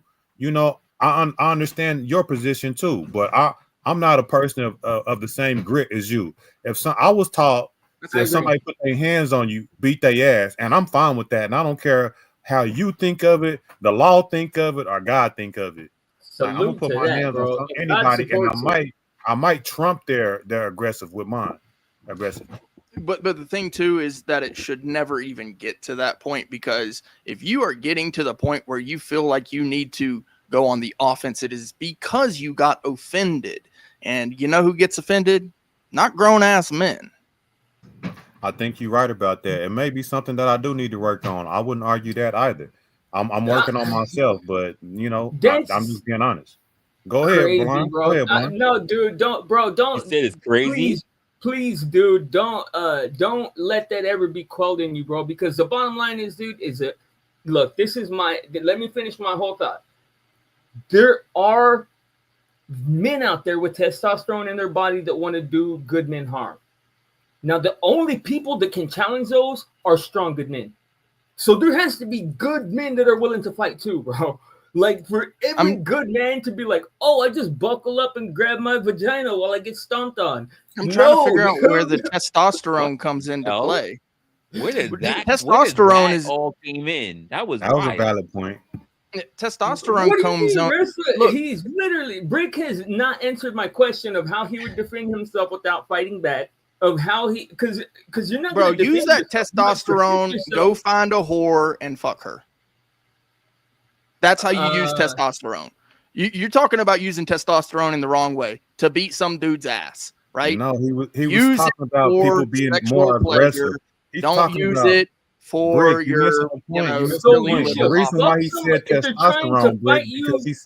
he said You that should there's have more sex people with that's them. aggressive, and usually people that's aggressive have higher levels of testosterone. So don't get so sidetracked use about it the in the adjective that proper you manner. Brick said Use that it we as should your try to have ability sex to with the people if they procreate. try to fight us. My point is this: you are using it because you are offended to go on an offensive attack to other grown men, where you could use it.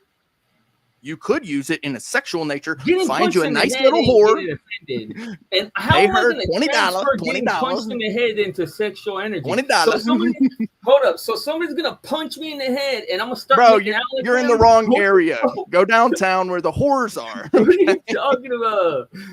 You're in the I'm with you, nightclub. bro. I'm a fighter, Let's do man. it like this. I You're try in the not to nightclub. be, but I'm a motherfucking fighter, man. Motherfucker hit me, Yes, it's gonna be bro. war. Hold on, bro, because you Somebody guys steals are in from the me, wrong I'm ready to area put my of the hands club. on them. You're And in the wrong Brick. area. I When you agree go with to you. the club, I'm when on you go video. to the You're a hitter, club, Brick. listen, You're a man. lover, not a fighter. When you go to the club, right, and you Brick find is a your smuggler. little He's a- resting spot, right, not a you're fighter. gonna Yeah, go you're a hang out with smuggler, all not the a fighter. dudes with all their testosterone. They're swinging nuts, bro. This is you right here, right? Going, I'm gonna fight. Instead, I'm gonna be over there in the VIP section. And Brick's with my over there. You Brick's know over what, there though, giving too, Brick? kids. A lot of people that can't fight talk like you too. You might just can't fight. You know what I'm saying? They use it as an excuse. So a lot of people that can't That's fight what you take say. up that position That's what too. you say. I'm not. Very I'm true. just saying. You It's know, bro, and it's not like it might be scary to fight, bro, but it only hurts for a second. Like you're not gonna get killed, bro. Like that's the thing that we. My point is this: why are you hanging out with a bunch of dudes with a bunch of testosterone with a bunch of swinging nuts? I can tell you, as opposed to what the fuck? I'm not it's gonna hang not out gonna with a hurt bunch for a of second. gay dudes. I'm not gonna hang out. What do you mean? What kind of Because guys you are keep you talking hanging out about with? fighting dudes, and I'm like, well, and you brought up testosterone. That's why. Because when I consider testosterone, right? I say, okay, what do I do It with my makes you testosterone? horny, obviously. Bro, I'm a dude, right? I know what dudes do, right? You know, what do I use my testosterone for? Blood for the W.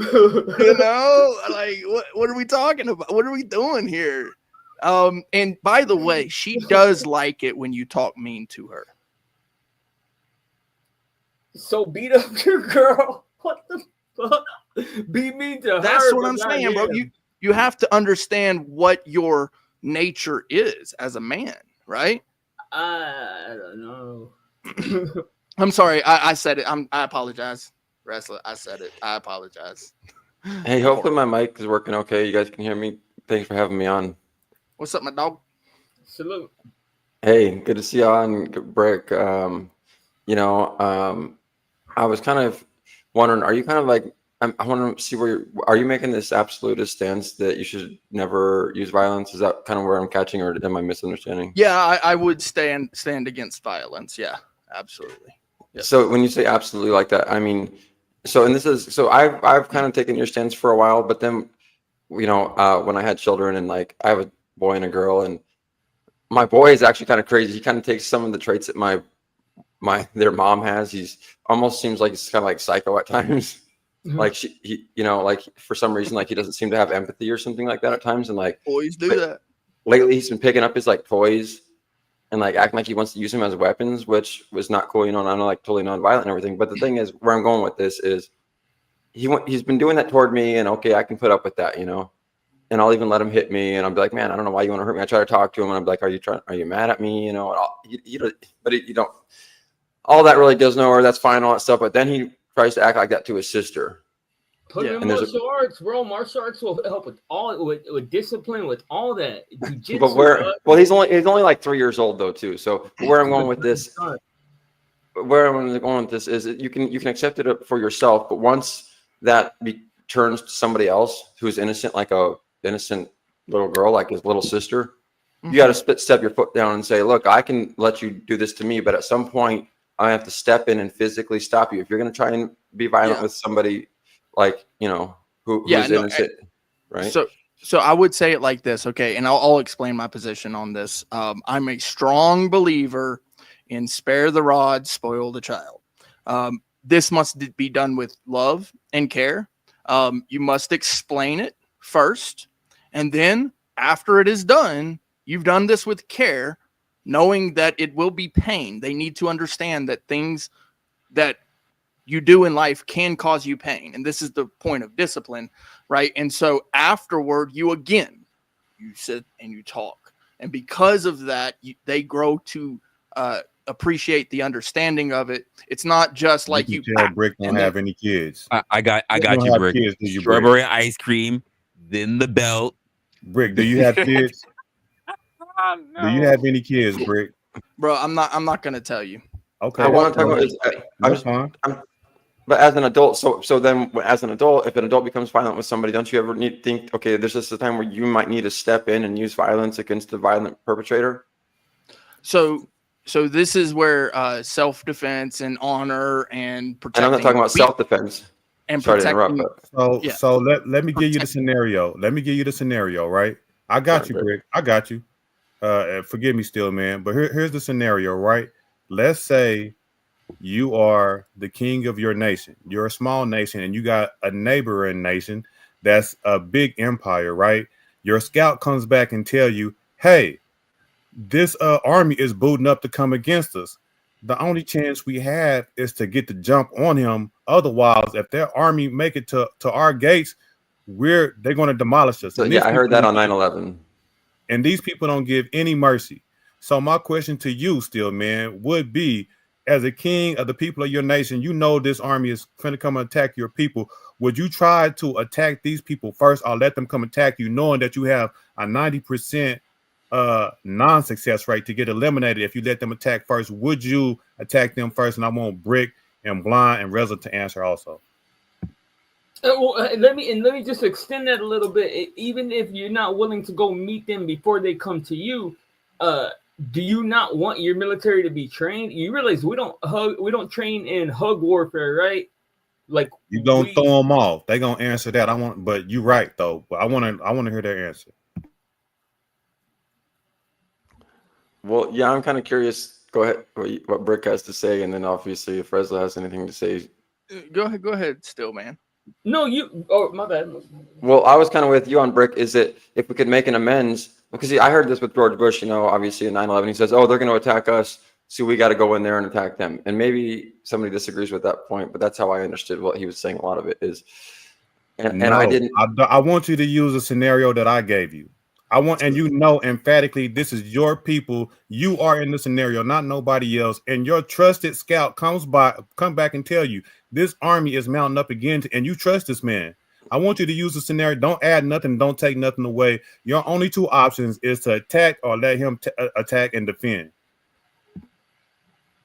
Yeah, I mean, in your hypothetical scenario with these, then I would say I wouldn't, unless I'm like missing something or trying to but basically, yeah, I mean, sure, why not, right? Well, I mean, I wouldn't let my people be killed. I would, if in that scenario, I think that would be the right answer. Brick. Yeah, and actually, I know that you've actually given this scenario to me before, and I would answer the same as I did before, defend only. But he's saying you would be defending because they're actually mounting for an attack. They're actually warriors ready and preparing and planning to attack. So technically, it is a defense. Die because of that? Because you didn't. We called that a preemptive attack. That's but it's not really. But if he says that they're actually planning on executing this plan, and it's a true threat, my walls are high. But my arrows will fly. You could have been proactive, and you choose not to be. What's your answer, Resla? If it's a preemptive strike, that's an attack. Huh? What is it? Is a true threat? Strike, it's an attack. Is a true threat an attack? So what would you choose? That's what he's getting or at. Attack. the entire village is going to Mollywop. Okay. You going to war. For sure. Everybody makes choices, right? So there you go. And blind.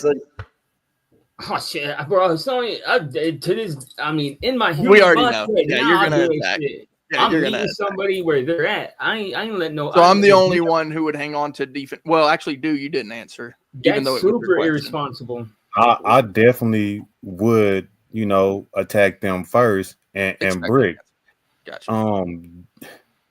I often try to put you in these moral dilemmas and you double down, so I'm gonna start taking you at your word, but it's just kind of hard, man. No. He asked you, Stillman asked you if you was like an what did you call it? A person who's against on you're the pacifist.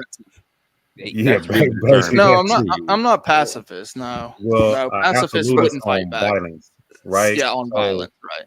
So I try to put you in a dilemma that would take a preemptive strike, but you will let your people get slaughtered, and that to me, that's There's you're no trying to take a hold on, Brick, because you're trying to take a noble position, but you trying to be. It's called too self-righteous.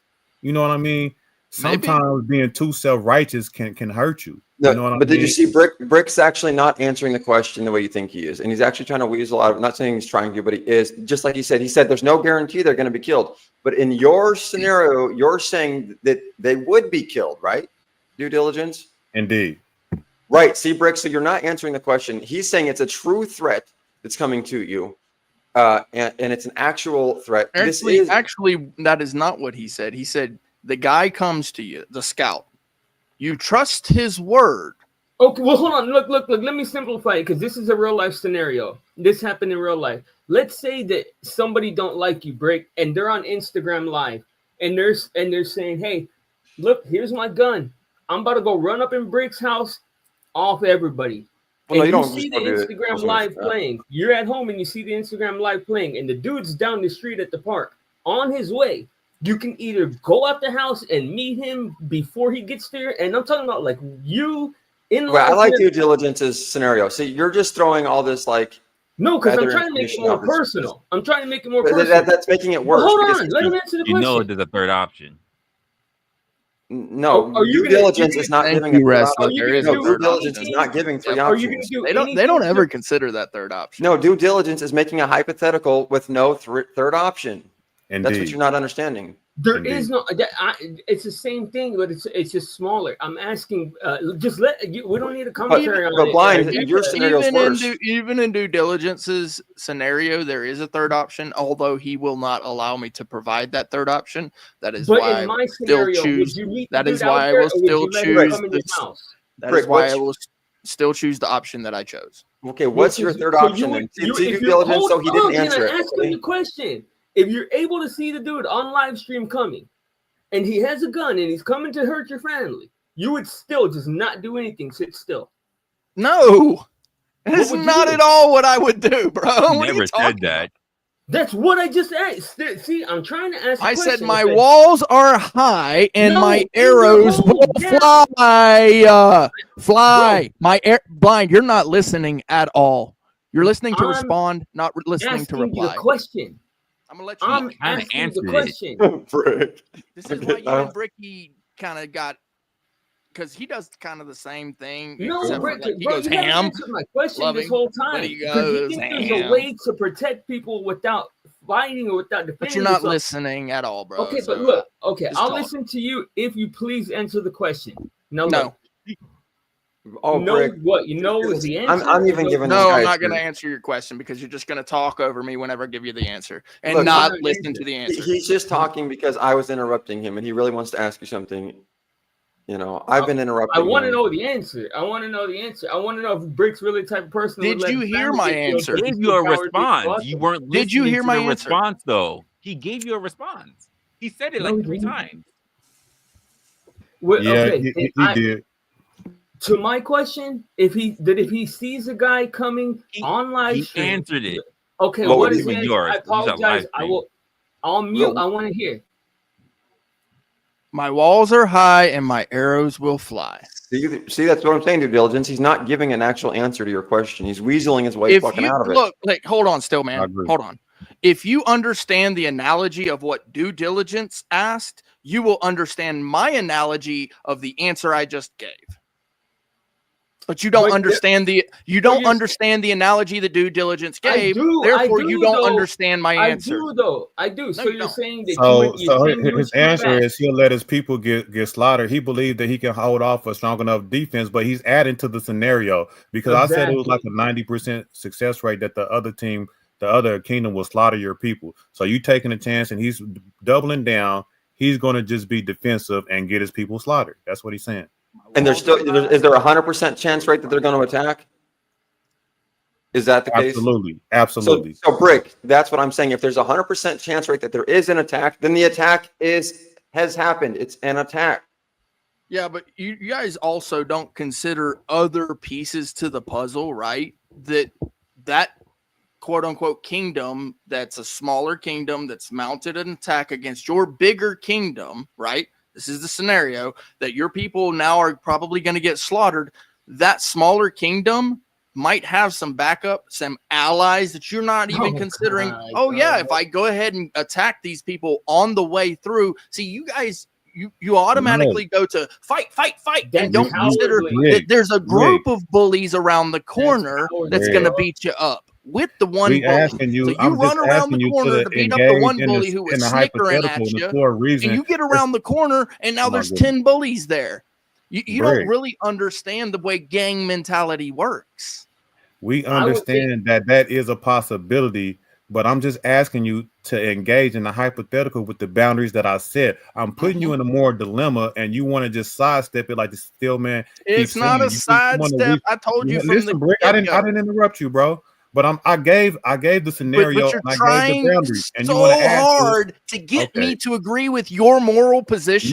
No, and I'm not going to.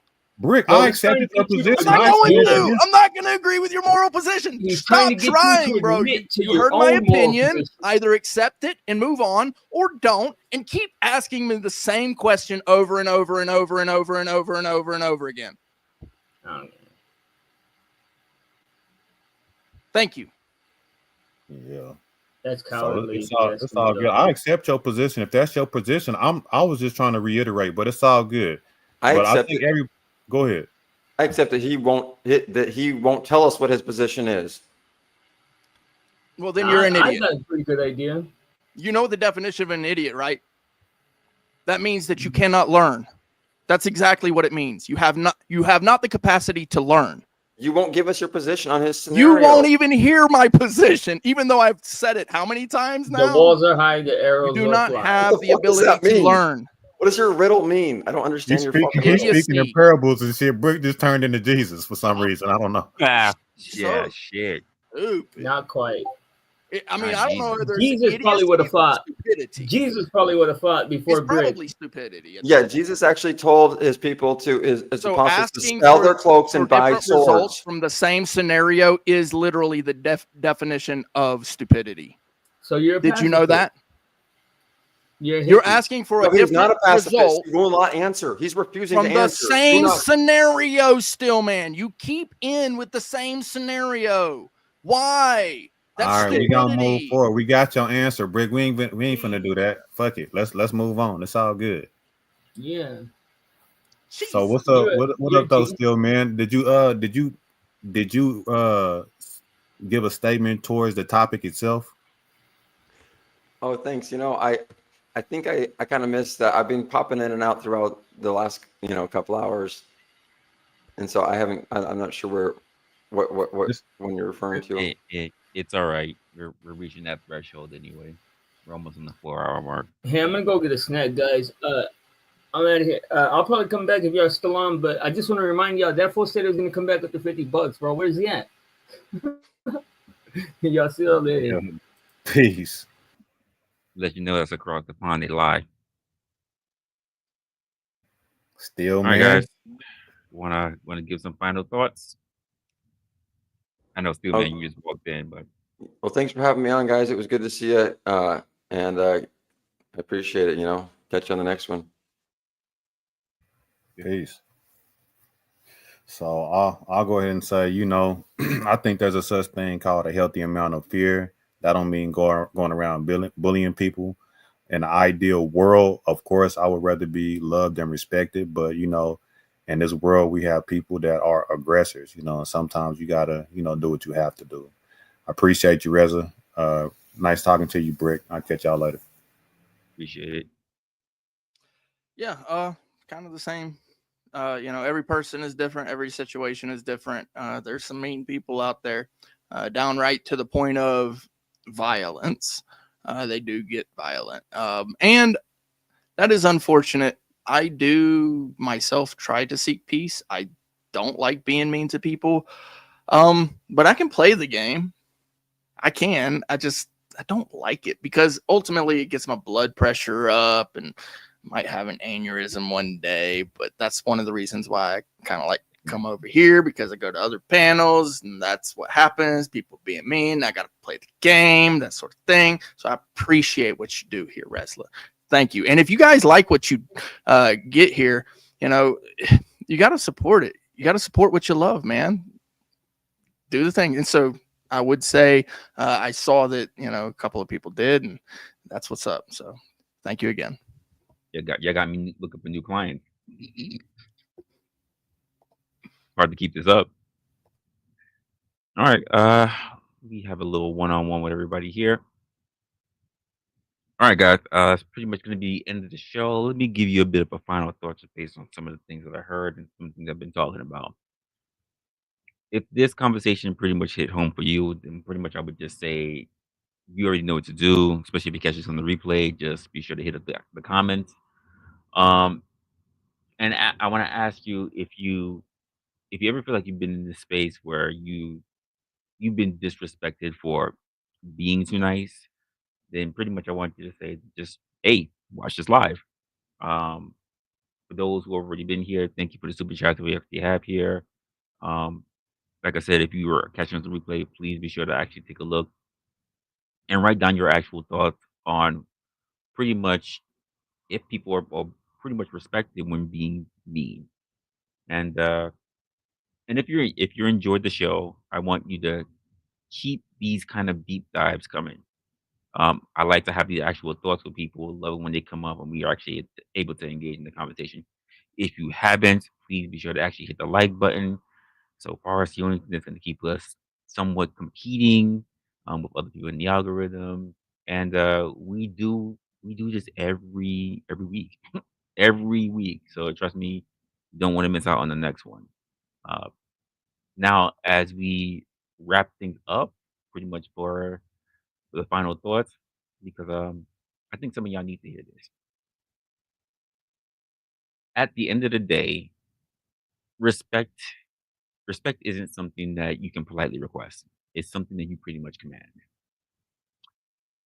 We can talk all day about how people how people are mistreated, how people are kind, how people reward ruthlessness, and they worship toxic leaders. You can even say it that way. But if you're waiting for the world to change, you'll be waiting forever.